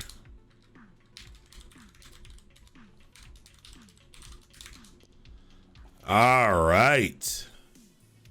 They're both fine. I used to think it was super weird when people refer to me as mastermind, but like then I realized we were online and I'm referring to all of you by your usernames. And like when we're playing games and stuff, I refer to even my friends, I refer to them by their their tag or whatever, their gamer tag and stuff. It really doesn't matter to me at all. Should I learn Git while learning JS? Absolutely. 1000%. I think Git is one of the most important tools for anyone that's getting in the tech industry to learn, especially nowadays, because everyone always says software is eating the world. Nowadays, it absolutely is. Learning Git is a extremely important tool. And yeah, really appreciate your videos. I appreciate that DevOps stuff. Oh yeah, for sure. We didn't finish up the Kubernetes stuff, unfortunately. We are going to try to hop into that after these boot camps are over. These boot camps are over the second week of November. And then we're going to be diving into pretty much all infrastructure stuff to the end of the year. So probably hop back into the Kubernetes stuff. Like I said, we're going to be diving into some of the Hashicorp tools as well. And we might start a deep dive into Azure as well. I'm a big AWS user, but not so much Azure. But before the new year starts, might dive into it so we can figure out how we want to use it going into the future. But yeah, I appreciate all the kind words. I appreciate everyone coming through. I really do. I love it. I definitely love it. Let's see. Fully reprogrammed version control infrastructure. It really is. Once you get there, it's definitely work to get there, but it really is. I've dealt with large scale infrastructure that you had to be hands-on managing, and I've dealt with large scale infrastructure that we did with code. And I'm telling you, getting it going, getting it to that space is, it's time consuming. Being able to get it to the space where, you have immutable infrastructure and you're able to manage all of it via code. It takes time and it can be complicated. You got to deal with all kinds of things, all kinds of oddities. You got to figure out how to solve certain problems. But once you get there, it is almost blissful. I didn't get called for a site being down for years. Once we got to infrastructure as code, literal years. I didn't have to wake up out of my sleep or work on a weekend. It was the best. It was really, really the best. And even if I did have to deal with a problem, again, once you get comfortable with the codified workflow, it really is amazing. Like it really is. Yes, I'm gonna do Waypoint and Boundary. That's the first thing that we're doing after we're done with this. So I think the last, these boot camps end maybe the 10th. I think is November 10th. I think is the last series of these boot camps. And that very next Monday, we'll be diving into probably Waypoint first. because I think Waypoint is a little bit more interesting, to be honest. And it's something like, yeah, we'll be diving into both. Probably spend a week on Waypoint and a week on Boundary. But yeah, I don't use Gitkraken. I've used it before. I think it's a great tool. I think it's very helpful. I think Git is something that's very helpful to learn how to use visually. And I think Gitkraken helps with that. But I do encourage people to learn how to manage Git from the command line. I think using Git from the CLI is an essential piece of learning Git personally. Next up is to put this with CI/CD. We are absolutely going to be putting this with CI/CD. That is on our Notion list here. No, it's not. We should put that on here because we do need to update all of our CI/CD to get this stuff running. So we'll be touching all the things that we've already touched. We'll be touching these again to get our infrastructure in a place that is that's fully codified. We got to do a lot of CI/CD. We have to create pipelines for our infrastructure now that we have some infrastructure, and we actually have to update our application CI pipelines to actually work with the new setup that we do have. Running a playbook once it's approved in a PR, absolutely. Yep, that is essentially what our basic pipeline will be. Very simple check, maybe just to confirm we have valid YAML. Maybe we'll get like a YAML linter or something like that. Yeah, and once the PR is approved, get it to run. Get it to go ahead and run that playbook. Same thing for the infrastructure with Terraform. Once that PR is merged into whichever branch or whatever we want to work with, that stuff gets deployed. Yeah, I mean, Waypoint, again, Waypoint seems like the more accessible thing for, people to work on their own projects with. But Boundary looks cool, but it seems like it's more of a, I won't say enterprise offering, but like you got to have some infrastructure for it to be pretty useful, I think. But yeah, simple feature branch workflow, source tree, the best practice for dev. Yeah. Yep. Yeah. We can talk about Git workflows again. We've delved into it a bit. We can really start talking about, we can have some conversations about, the trade-offs between different types of workflows, Git flow, GitLab flow, all the fancy, feature branching, all the fancy things, trunk-based development, all that other stuff. We can definitely talk about that. But that's it for tonight. It's 10. I got to get some food and I got to get ready because I have so much to do tomorrow. For some reason, Mondays and Tuesdays have turned out to be my craziest days. But it's all good. It's all good because I can make my own schedule now, so it's pretty dope. Thank you again, everyone, for another great night. Thanks for hanging around. Thanks for the great conversation. Thank you, everyone, for the help as well. I definitely learned some things tonight about Ansible. I need to find an opportunity to hop back in on a CM tool. But like I said, a little bit of my ethos is to stay away from CM tools. I like to do build time provisioning rather than runtime provisioning. And so I like to use things like Packer and creating golden images if I can. But yeah, that is it. So who are we going to head over and see this evening? Let's see who we got. Anyone new? Anyone have any suggestions to who we should head over and see? Chill out while working on C#. Interesting. Let's see. Let's go down a little further. Kitten cams. Oh, this is perfect. Day one of learning SQL. Phenomenal. We are going to be, this is great. Also, if anyone is learning, wants to do any decoded stuff, we're back with Decoded tomorrow. We're going to be doing sorting algorithms this week. So if you want to learn any of that stuff, we will be doing sorting algorithms. We did Go for the last 2 weeks. I guess we'll switch to maybe Python tomorrow. Or JavaScript. Not gonna do Rust because I haven't learned Rust yet. But we'll dive into it one day. We'll probably be using, like I said, for this week, we'll probably use JavaScript or Python. So yeah, so let's go over and say hello to Donnie Durgan and help him learn that. We are going to be learning SQL and NoSQL stuff in Decoded, I think 2 weeks from now. So if you're interested, check that out. All right, raid Donnie Durden. All right, we got the countdown going. 10, 9, 8, 7. Let me make sure I got that right. I did. I'll see you all later. 10, 9, 8, 7, 6, 5, 4, 3, 2, 1. Good to have you all. Thanks for the great stream. I'll see you all tomorrow. Peace out. Let's hit that rate button.